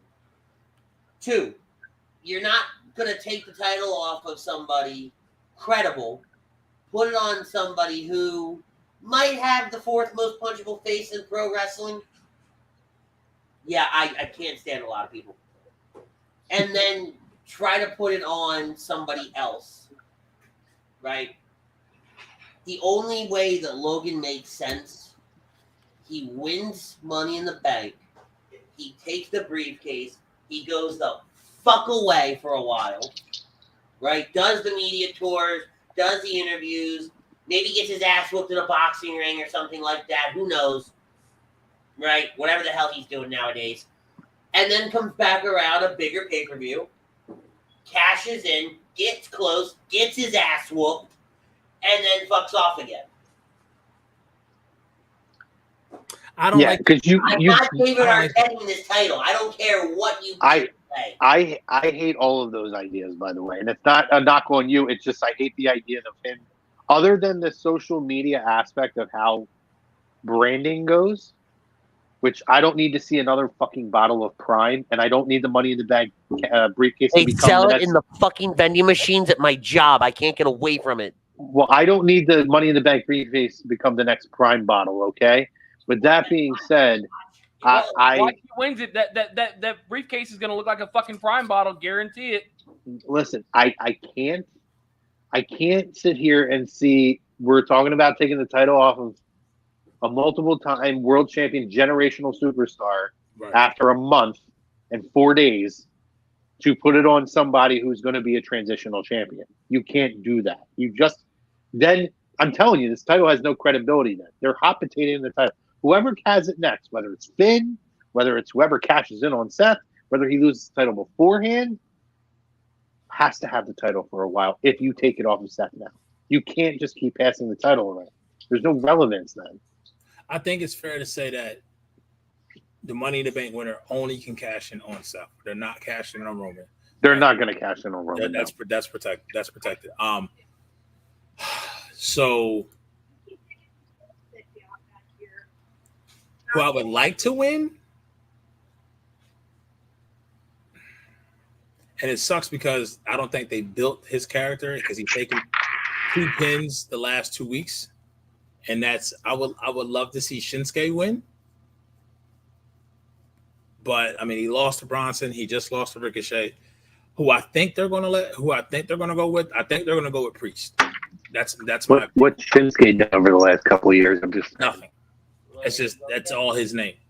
That's it. That's just and the song. But I think I love him. Yes, me too. And this to the other reason why I wouldn't want to go with Logan is because you have other stars that you have built that you can elevate from winning the Money in the Bank and elevate from cashing in successfully, and that's where I think Priest is. And I think to go to Chrome's point, right? If we look back at who has done more lately, I wouldn't even just go with the Bad Bunny shit. Priest has been in WrestleMania for the last 3 years. In some form, now except for this year. But before that, it was him and Bad Bunny, right, versus Miz and Morrison. But let's go the year before that. I think that's when Sheamus was a dominant United States champion. And he took the strap off him at WrestleMania. And he had his run. And he started doing the open challenges and all that. I think Priest is ready for it. When you look at from everything, the attention to detail, go back and look at how Priest has changed his ring gear. And for some reason, he looks good in the black and purple, and he's wearing the leather cape with the sleeveless shit, and he can talk, and he can work, he can go. So I think he cashes in on Seth. I think he is successful. I want to say I'm probably looking before the end of this year. So I wouldn't be shocked if it's whatever the premium live event is. I'm looking at maybe Survivor Series because I think there's some talks. Chrome, I don't know if you can speak to this or not. If you heard anything that they're trying to bring back the old fashioned shit. So imagine if Seth is in the traditional Survivor Series match, his last one, boom, boom, boom, get him a chance. I haven't, but I'm all for it. I missed that. Yeah, of course. Because once again, that's back in the day where old-fashioned Survivor Series matches is you had to tell stories. You had to build stories. It wasn't about just one-off things or these 2 or 3 week things. Like there was a core feud, and then other people jumped in around that, and then for that 4 to 6 week time frame, everybody was intertwined. You know what I mean? Well, they had these random teams, but that's how they would build storylines going forward. Yep. That, for all intents and purposes, was almost kind of the kickoff to WrestleMania, because what they would essentially have is these guys would end up being and competing. Yeah, we lost Pete again. How do we lose Pete? He'll be back on in a minute. But that's what Survivor Series originally was, where they would build storylines out of that, which would get you to Royal Rumble, which there he's back. I told you he was coming back. Dude, like, it's my mouse. Like, I press somewhere and it takes me back. So, Man, you starting to sound like Jake. But I was saying Survivor Series back in the day, that was almost kind of the start to WrestleMania season, because they would start to kick off some feuds with these random teams, and then that would then get you to Royal Rumble, which would kind of throw the fuel onto those things to get to WrestleMania. So I would love it. I mean, I was all for all that stuff. But that being said, all right. So for me, you guys know my guy, A Knight should win this. Thank you, Andy. Thank you. Should win this. There is a little part of me that sees that as a chance. But I think Damian Priest wins this. And I think one of two things. I think he either cashes in on Seth tomorrow or on Saturday. I don't think it's Finn. The story I mentioned where he basically steals Finn's night away from him, and that starts that whole thing. I could see that happening. If not, then I do think he holds on to it for a while. I could see something. I don't know that it gets all the way to Survivor Series. Do you think they do it somewhere around like where they wanted to do where they did Big E's last year, early October? Yeah, I'm thinking. I mean, like, it wouldn't shock me if it was that like last year or 2 years ago. 2 years ago. That is 2 years ago. No, I think it was last year. Nah, because by this time last year, E's neck was broke. Yeah. Was it? He's been out Time flies. And we don't. I don't. You're right. He has over here, bro. It's a shame. I think he may walk away. Yeah, it is a real shame. I love Big E. He was supposed to be getting checked out after Mania week, and I haven't heard anything. Yeah, there's been no talk about what's going on. But now, if I was to say when I think it would happen, I think it'll happen. If it wasn't on Saturday, I could see it happen at one of the Saudi shows. When's the next Saudi show happening? So let me ask you a question. Are there any more regular shows? Obviously, no PLEs. Are there any Raws are there any Raws in Puerto Rico coming up? I don't think so. Not anything anytime soon. Because that would be the perfect time. Is Andy looking up when the next Saudi show is? Yes, I am. Nothing's been announced. Okay. So generally they do one sometime in the fall. So I think you could see something around then. October, November time frame. Yeah, so I would think probably maybe something around that time frame. So because they always like to have a big thing happen on the Saudi shows. But in all fairness, Night of Champions was the latest in the first part of the year that they've done something since, because it was no, all right, never mind. Super Showdown was in June. Never mind. Yeah. Everything's been typically February, October for the last couple of years. Yeah, so I feel like you're probably going to get around October, November. You're going to cash in around that time. All right. What's the next match? We looking at women's? The women's. And obviously the women's. Same thing. Same 4 questions, guys. Let's start Pete this time.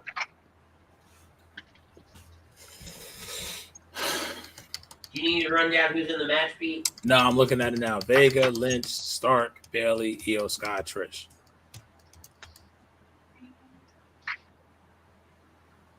I think it has to. I mean, I would want Io to win. That's what I would want. Uh-huh. I don't think that's going to happen. I think it's going to be Becky. Okay. Who does Becky cash in on? I mean, you're going to attempt. Who did you pick? I'm sorry, Pete. I had a quick distraction. Say that again. So I would want Io to win. Okay. And then I said I think Becky's going to win. Okay. And I think she has a cash-in attempt on Rhea. I don't think hers is successful because of that rub with Trish and Zoe. I'm going to tell you why. I don't think, but I want to let the other gentlemen. First of all, does anybody think that Becky Lynch is going to win this match? Do what? Or no, let me rephrase that. Does anybody think that there's not going to be a successful cash-in? I do. You know, Anybody? Do you guys, Andy and Butters, do you guys believe that whoever wins this is going to successfully cash in? At some point. I don't think this women's cash is going to be the two women's champions are way too strong right now. I'm going to tell you exactly why. It has nothing to do with who's strong and who's not. They are so emphatic in the video package about how the women are 100%. And how on the commentary they repeat that the women are 100%. Tells me this is going to be the year that they break that. Yeah. They're telegraphing like it's been 7 for 7. They are forcing it down your throat that the women have been 100% in their fashions. I totally believe that whoever wins. And who's the only person, honestly, right? When you look at the actual competitors in the match, who can take winning the Money in the Bank and then not having a successful cash in and not get hurt by it? Io could, because then it could run a feud with Bailey. Bailey cost her that match. Yeah, let me talk. Listen, man. Leave Bailey the peach alone, yo. I love me some. Hey. I love me some Bailey. I love that peach, but I'm telling you right now, if Io wins it and tries to catch in, Bailey's gonna accidentally. But they are playing that season, but that goes to Chrome's point, right? That goes to Chrome's point in the fact of an underlying non-title related feud that's already built in between Damage Control. You already kind of see that. And I don't think that can center around and that could be the catalyst for it. But the failure wouldn't hurt Io if that happened that way. I mean, all right. So do any of you think that the cash in attempt may come on the WWE Undisputed Women's World Champion on SmackDown, whoever that may be? For me, it's too early to tell who they would cash in on. Because I kind of already can see where they're going with that already, that whole scene. And I like it because it's finally going to get her back to being who she was in NXT. And I think the way it's happening is natural because she's being forgotten about after being the longest reigning women's world champion in the modern era. And she's not getting her way. It's like that whole year that she just had as a run doesn't mean anything. So I think that's ultimately going to catalyst turn her heel, which I like that. I just don't know who you do that as a face champion against. I feel bad for Asuka, actually. I don't feel bad for Asuka if she goes over. I think their match is Friday night. I love this version of Asuka, by the way. I love it. Even her outfits. Like, she has it's like a Golden Girls outfit. Yeah. Like, it's a very, like, laid back. Mature, it's almost like a very, like, businesswoman mature businesswoman look. And I'm saying mature as in not like she's like, she's a mature woman. I'm saying sophisticated. No, I'm saying like how like a woman in her 50s would dress. Sophisticated, man. Sophisticated. So let me go down. Let me run down another scenario for you here. Mm-hmm. Who would I want to see win? Zelina. I'm big on Zelina with what she's been doing with the LWO and everything like that. I don't know why. I've been very, very pro Vega for all this. But I could see Trish winning this with the help of Zoe. Who's she cashing in on, though? Who cares? Because at the end of it, Becky's going to cost Trish.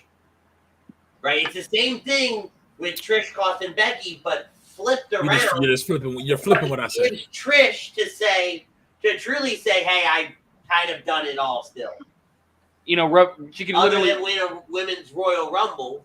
I mean, that's also rubbing in Becky's face that, Becky, I've never won this. I did it before you could. Yep. So plus I still love me, Trish. So I'm going to take Trish. I've never seen a woman age so gracefully in my life. She's better now. I never thought I'd say that. If you would have asked me 20 years ago, I would have told you there's no way that she's going to look better in 20 years. When I got to meet her at Comic Palooza. That's the greatest thing ever. I met her too. It's breathtaking. I did the same thing. I did the besties picture with them. Yep. It is breathtaking how she looks in person. I'm not even exaggerating. I mean, I can't even put like a dirty spin on it. It is like that. It is literally a breathtaking experience. So you took a picture with her and Lita together? Yes. Yes. Yeah. Sometimes they'll do them and they'll do like these besties. Like they do they'll have a table together. You can get like a besties pic with both of them. I was professional.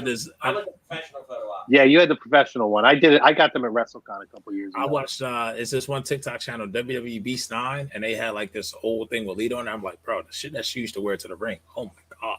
Oh yeah. So listen. Lita is. So I had met Lita like 10 years ago, and she was amazing. I'm not saying she's not now, but unlike Trish, who looks, whatever work she's had done, it looks very natural. Lita's had a little extra work done in the face. You're probably like, maybe you don't need to do that. You're a beautiful woman. Well, a little more than she needs to. Lita will sometimes, like when I saw her, she was at this past Comic Palooza. She's gorgeous still, by the way. Lita was, because she's only there the one day, she was very much like just a casual, relaxed, and I was like, oh. She's very chill. You decided not to try today. Got it. Oh, wow. That's a knock. Woo. Yeah. So much for her ever coming on in this very ring. Nobody comes on the show anyway. That's why Lazy Booking sticks around. Damn right. We book the interview guests. Frank, everybody wants Rhea to be their mommy. So listen. Let me jump in here. First of all, Andy, I don't hate the Zelina thing. Mm-hmm. I see that as very plausible, and the reason I do is because they have proven in the past with the women's Money in the Bank, they are willing to take risks on women to use it to enhance somebody. And I do think, similar to Priest, this is probably the most relevant she's been in terms of in-ring work. Mm-hmm. And I do think she's very much improving to where I could see it happening on the women's side. That being said, I don't think it is going to. Me neither. Who I want to win and who I think will win are both the same. I think it's Io. I think Io to me is the one that makes sense. There's too much of a storyline built in between Trish Stratus and Becky Lynch and Zoe right now. I don't see Bayley, which is a shame that we're at that point with Bayley. But I think to kind of continue unlike a title, like Io doesn't have to cash the title in right away. So they can use the briefcase to be a point to continue the point of contention between Io and Bayley to eventually lead to that breakup. So I see that possibly happening here. So ultimately, I think Io cashes in unsuccessfully on Rhea, because I do think that she will beat, or Bayley will be involved in that. Mm. I do think that could come in as soon as SummerSlam. However, I also think, though, that Io could get a rematch. I still think she would lose to Rhea, but those two and their feud in NXT and their match at In Your House years ago. The triple threat one? Yes. Who was in that? That was Charlotte? That was Charlotte, Rhea, and Charlotte, Io. yes. And everybody did not think Io was coming out of that as a champion. I can tell you that. To seeing that feud that came out of that and how great that feud, believe it or not, was between Io and Rhea, who, like, Io has been kind of, and I love Asuka, but Io's been the anti-Asuka in that. I do think with people like Shinsuke and Asuka, although Asuka has more of a personality, the language barrier has at times created an issue for people to connect. I feel like Io has spoken enough in the right spots And I think that she does connect with fans, not just with that, but with her ability in the ring and her work, Right.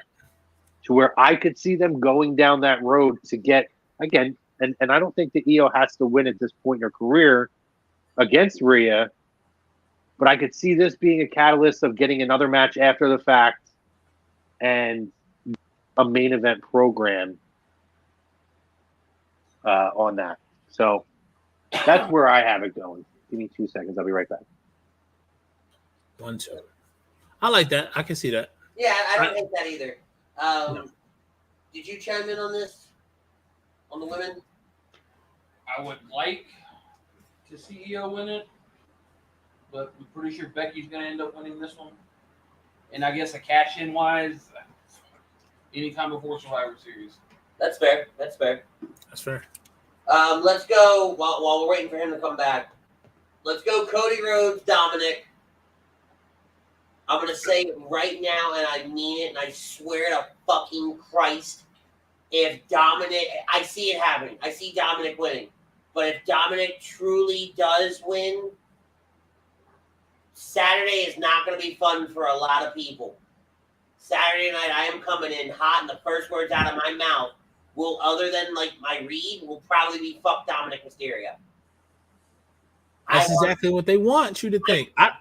But Cody can't keep taking L after L after L. Depends on why he loses, though. On the big stage, on a Raw, you want to lose, fine. But you remember, you can't. I hear you, but remember when he first came back, he went 3-0 against the current World Heavyweight Champion. You're right, but now you got injured, and let's be very, very clear. You wrestled through a pretty gruesome fucking injury. Right. Okay? You came back from that injury. You went up against arguably wrestling God. Took him to the breaking point. You lost. Okay, fine. Then you went up against the Beast. Twice. You managed to pull off a bullshit win and then got your ass handed to you a few weeks later. Right? You can't keep roller coastering me, and then they turn around. And I love him. I love what Dominic is doing. I think it's great. I think he finally found his rhythm, his niche, his spot, and I'm happy for him, and I'm proud of it. Awesome, great. But you can't fucking tell me that Cody Rhodes is going to lose to Dominic Mysterio. Rhea Ripley is the variable there. I was about to say, the Judgment Day is the variable there. Cody's wrist is the variable there. So, Dominic can win, fine, but it better not be anywhere remotely clean. Oh no, I think Dom wins, and I think he wins because of Brock.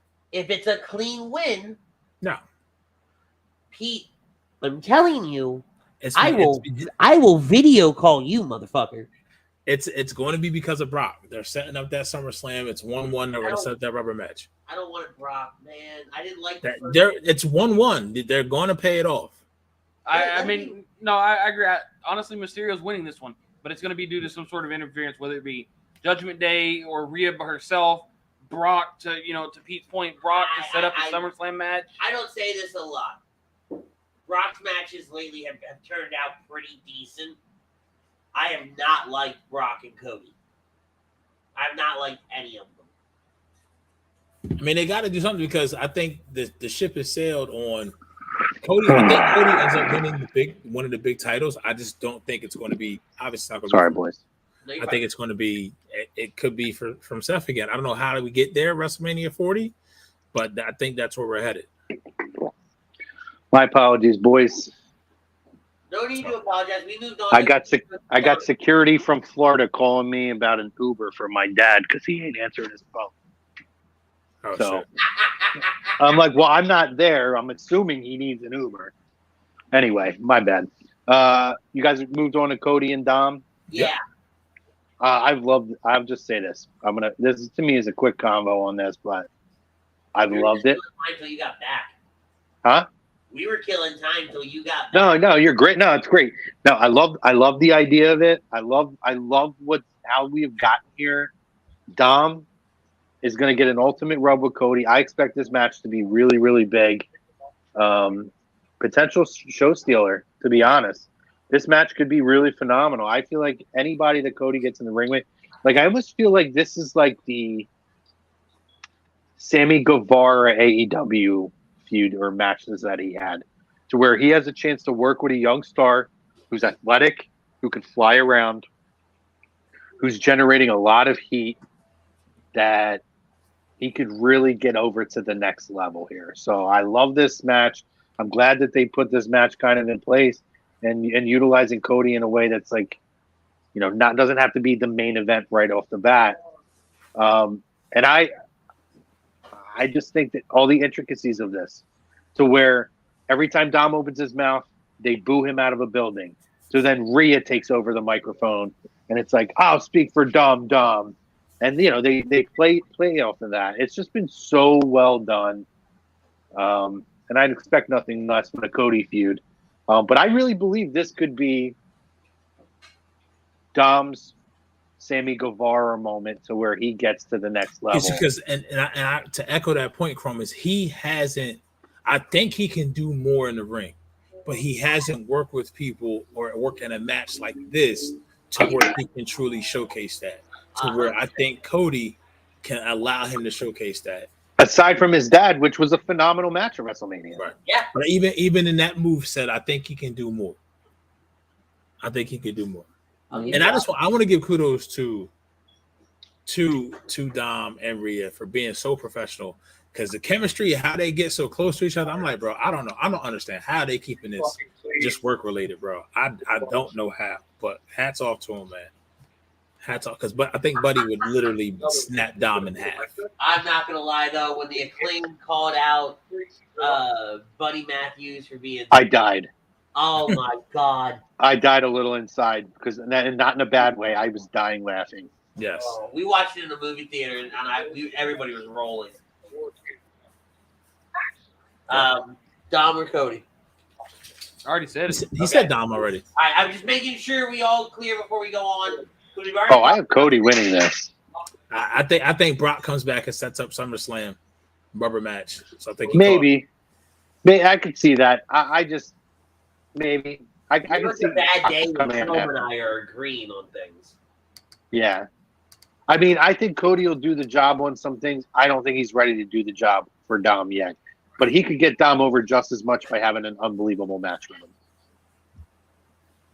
So that's why I'm at the good. I could see the Brock thing though. It's not impossible. It's not as egregious as you would think on paper of Dom beating Cody, but we've already talked Rollins, Balor. We've already talked about the Bloodline. So let's get into Ronda Rousey, Shayna Baszler defending the tag titles against Morgan and Raquel. I don't like the Morgan Raquel thing to begin with.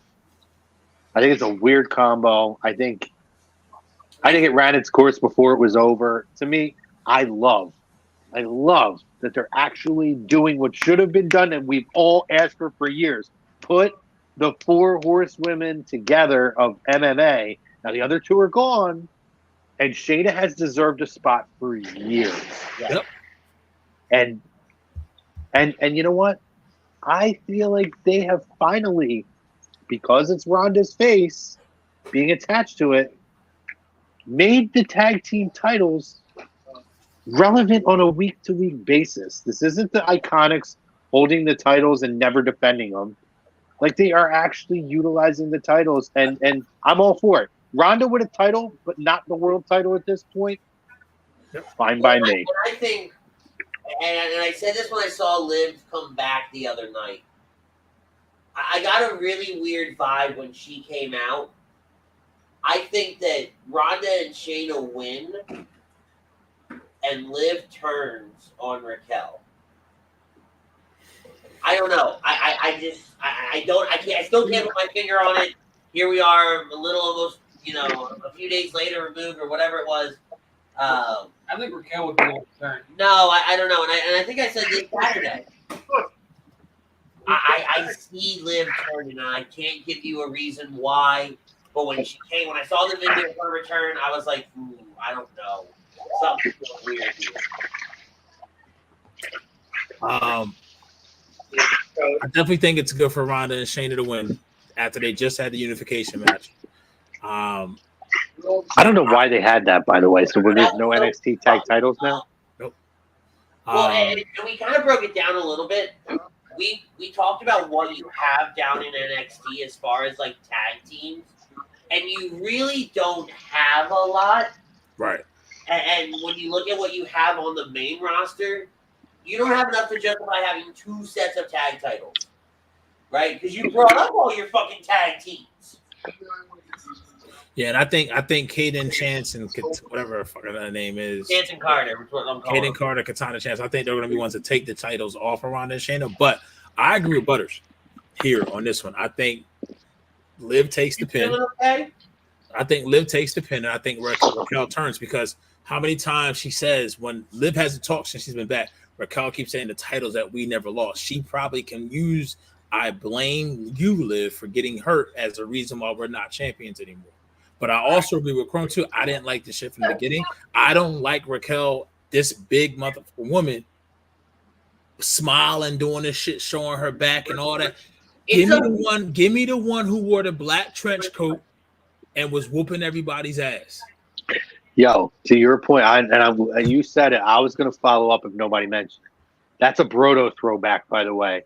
It's the argument that Brodo used to have with Ronda, constantly coming out and smiling. I was going to say that if nobody else said it.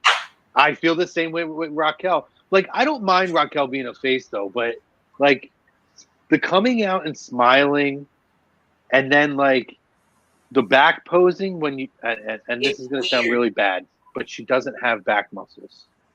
Not like I think she has them. It's not China doing it. She's big, but I'm kind of weirded out because it's. And think about it. Think about all the shit that she's been through. How close, where she was at in NXT, and this is what they need to tap into. I love Raquel too. Right, where she was at NXT as a champion. Dakota turned on her, cost her the title, lost it to Mandy. Ever since she's been on the main roster, she's been this happy, smiley, go lucky. But every time she's lost. She's lost every opportunity she's had. She was in this, in that, and she has nothing to show for it. Just it's almost to the same point. Like, just push her to the point where, like, you need to take this frustration out of somebody. You can't just be happy, smiling, all this shit, and you constantly keep losing. Ladies and gentlemen, playing the role of Ryan Brodo in 2023, Mr. Pete Evans. It's so true. It is. It's just, and Liv is just. A Liv turn? Could you see it happening? But then that just, I think a Liv turn versus a Raquel turn hurts Raquel more if you have Liv turn on her, because then she's still stuck in this smile and go lucky bullshit and all that.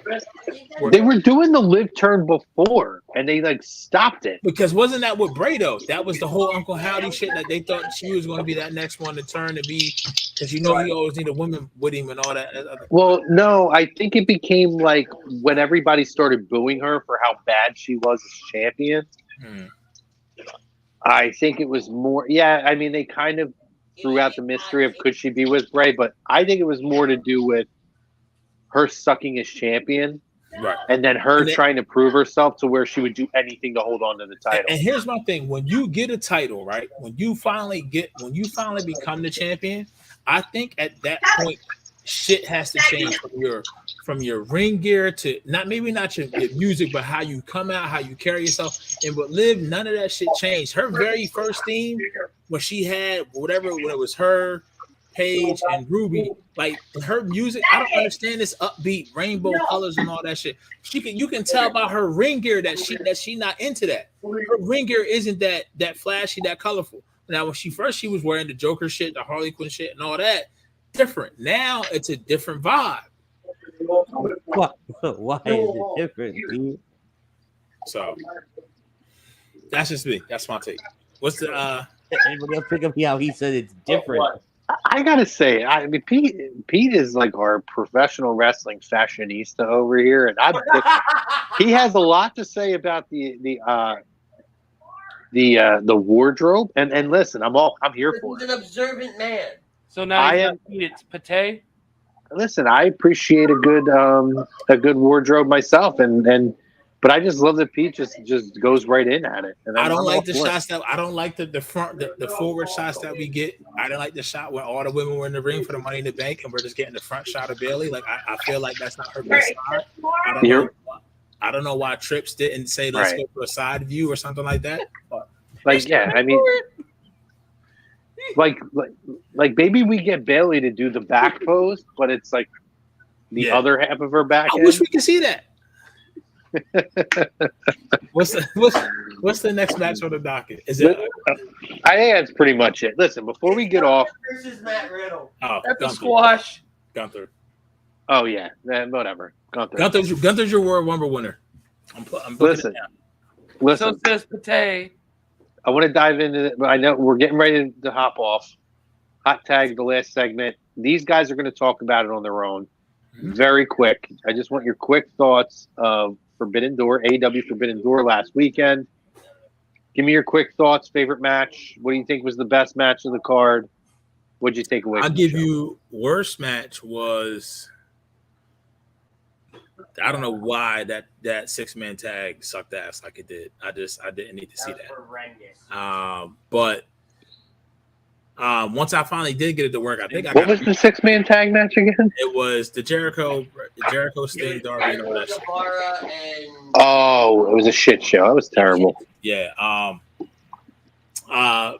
Best match, obviously, I think was Omega Ospreay. I think that should have closed the show, in my opinion, because I was actually for a title, but I get why it didn't. I love the final countdown with Danielson. Now he's fucking hurt. This is how when you hit 40. Did you see?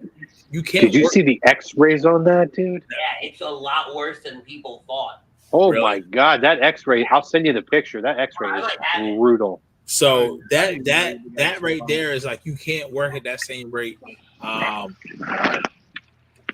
Phil Brooks, but I'll end it off by saying this. You brought it up earlier when the Bucks reached out and said they want to work with the Usos. They know they can only do that in WWE.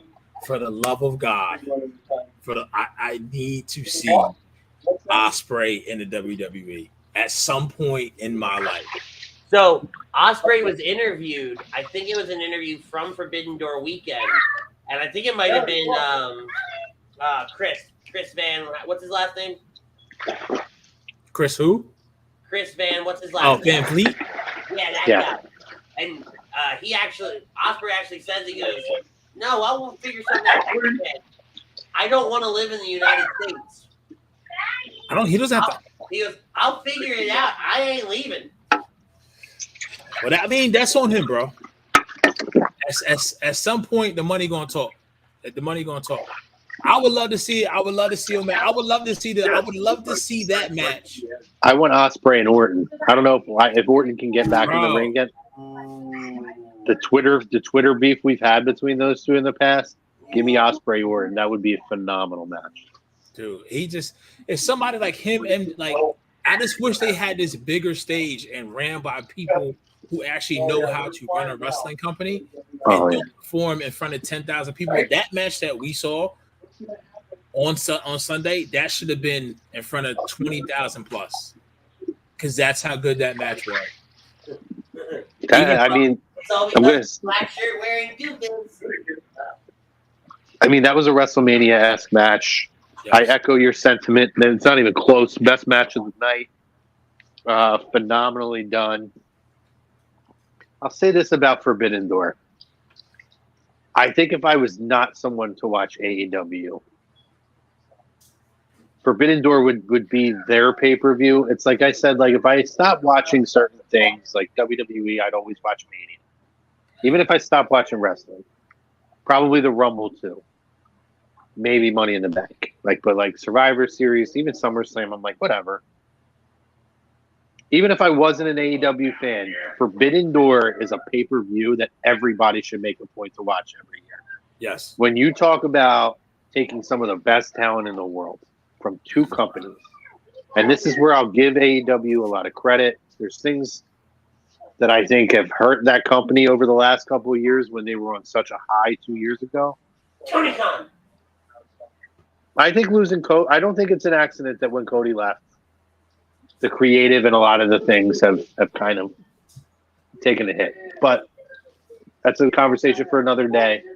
But Forbidden Door and the way the companies do work together to get their talents over, I have to give a lot of credit where it's due. And I say, even if you're not an AEW fan, if there's one show you watch a year from AEW, it should be Forbidden Door. Well, and take that a step further. Like, I love the aftermath of Forbidden Door. All the camaraderie, all the, hey, nice job. Like, even Omega and Ospreay showed some love to each other when it was all said and done. And that's just a feel-good wrestling business moment. Yes. It's all that aftermath afterwards. So just to piggyback, because everything Chrome said is right. I hate agreeing with the man, but everything he said is absolutely right. And it furthers that conversation. Yeah. If I never watched another AEW show for the rest of the year, I will always, every year, as long as it's a show, get Forbidden Door. Yep. To me, it's their best show of the year. I don't care. I mean, I know there's All Out and Double or Nothing. It's Forbidden Door to me is their best, most must-see show that they do a year. But anyway, guys, I'm glad we got to hop on. We went an hour and 15 minutes longer than expected. This was supposed to be an hour show. And when you argue, when we did the intro video, I said, no, with the first commercial. Look at him, and I went, yeah, he wants to do an hour. I figured maybe we get to an hour 15. I did not expect an hour on top of that hour 15. Have you met But listen, I know. Great show. Awesome being able to get together with you guys. Awesome for all the comments and everything. And again, when you go 55 minutes arguing the opening topic conversation, this is what happens. But thanks to Dad for letting us get on for a special edition here at Lazy Booking. Thank you to Specialized Physical Therapy. And don't forget our Dr. Paul Vidal, Burlington and Cherry Hill, New Jersey, the physical locations. You can check them out, specializedphysicaltherapy.com. There's no appointment necessary. And also make sure you guys are checking out Philly Sports Trips. Get on their site. Check them out, phillysportstrips.com. It's the 5 for 5 sports travel company, premium travel, tailgating experiences for your passionate fan of Philadelphia. Check them out, phillysportstrips.com. Hollis Thomas and his crew of misfits heavily, they're putting on great stuff out there. But, guys, good stuff. Make sure you guys check out In This Very Ring on Saturday. Following Money in the Bank, they're going to give you your post show. So very exciting. It'll be Saturday night in our normal time slot, not like immediately 30 following. Not for anybody that might have been misunderstood. I've got a job. That's what, 10 p.m. right? 9:30 our time, so 10:30 y'all's time, right? 10:30 Eastern time. Pete Evans, you can always check him out Thursday nights. Birds of a Feather. Tomorrow night. Oh, right, tomorrow night. What do you guys got on tap tomorrow? Running back to 2023. Oh God, this is Chuck's favorite show of the year. Yes, I'm not even doing the list. I'm just gonna probably just navigate the show. There we go. That's gonna be Chuck's favorite show of the year. Over under Chuck's talking for 40 minutes straight. Oh, way over. Oh, you might not. If you let him answer the poll question first, and it's running back related, you might not even get past the poll question before anybody speaks at 40 minutes. And obviously, you can check myself out A2D Wednesday nights. I also contribute in different spots that I can, where I can help. But lots of great shows here, lots of great personalities. Some of the OGs of A2D, some of our newer personalities from the Philadelphia sports community, such as Mitch Williams, Hollis Thomas, Irving Fryer, Les Bowen, Rob Ellis, and more possibly to come at some point. It's a great platform here, so make sure you guys are liking, subscribe, and follow, and set your notifications. Yes, sir. One more cheap plug, just because I'm doing it every time I get on the air. Fandemonium, we are going to start bringing fans on the show. So I was getting there. Okay, I didn't know if you were. Sorry. Message me through the In This Very Ring page. We'll vet you. We'll get you on the show. I know on Monday it's going to be Tom versus a fan. Yeah. So I'm curious, how are you determining who on the A2D staffer is it going to be? Are you going to do it by allowing the person to say, these are like my two people I would like to go against? Or are you doing it by whoever you guys want to throw in? It really depends on when someone will message me. I'll be honest, no one's messaged us yet for next week. So, I mean, granted, we have Tom, but if somebody doesn't message me till Monday, then I'm not. I'm going to pick an A2D guy because I need somebody in the wings. Yeah. Well, I was just asking in terms of the following weeks when fans do start coming in. Yeah. Are you letting them throw a challenge out in the inbox? What are you doing this Monday? Yeah. So pause. What I'm saying is, as of Wednesday, tonight, I do not have a fan to go up against Tom. No, I understand all that. I'm saying going forward. So like if Don says he wants to go against me, that's what Chrome is saying. And that's fine.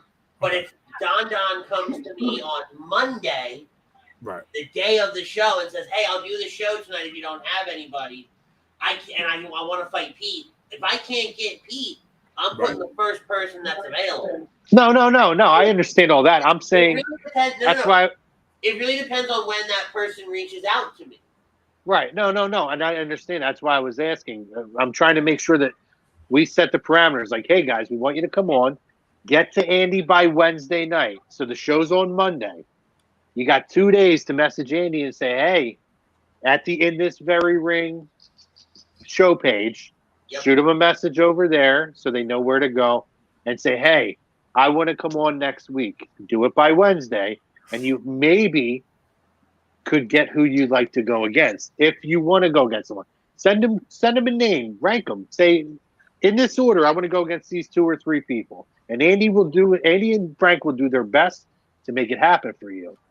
If not, you just want to come on and don't give a shit who you're against, whatever, just throw your name into the hat. But that's why I was asking, are we giving people a chance to try to pick? And if they are, what would be the process to try to pick? That's why I was asking that. Yeah. By Wednesday night. If you don't hit him by Wednesday night, Thursday morning, you get who you get. Because he may not be able to pull Pete. He may not be able to pull me. He may not be able to pull Brad Ryer or any of these other guys here. So, love that, Andy. That's going to be a lot of fun. And, guys, I've been on. I'm a winner. It's a fucking great show. And the effort that these guys put, I'm telling you, that show deserves to get so many views and get shared around. So make sure you guys are showing love to Andy and Frank for the work that they do. Because we all do a ton of work, but I know the back of what has to go into that show. So, again, I praise you on the show, Andy, and I'll do it again. The work you guys do. I wish you could put half that effort in this very ring. It might be a decent show then. Get fucked. Hey, I haven't taken a shot at anybody. We used to be going at each other. I had to get one in. All I'm saying is we're still here. Oh, hey, I love you. Now, baby, we still here. We survived the wrestling wars. You know, I have other interests. My interests peak outside of wrestling. I say these guys do a good enough weekly job. I'll jump in when I'm there. I know. You guys do a phenomenal job. I'm just joking. But anyway, you heard it. Check out all of our shows, every show on the platform. Lots of personalities. Make sure you guys are checking us out. For myself, for Pete Evans, making sure I'm putting in the right spot. For these 2 knuckleheads, I love these guys, Ritz and Butters. Guys, as Andy would always say, Andy, how do you close your shows? Tell somebody you love them. Peace, love, and joy. We're out of here. Tell someone you love them. Give them a hug, guys. Peace out. Peace.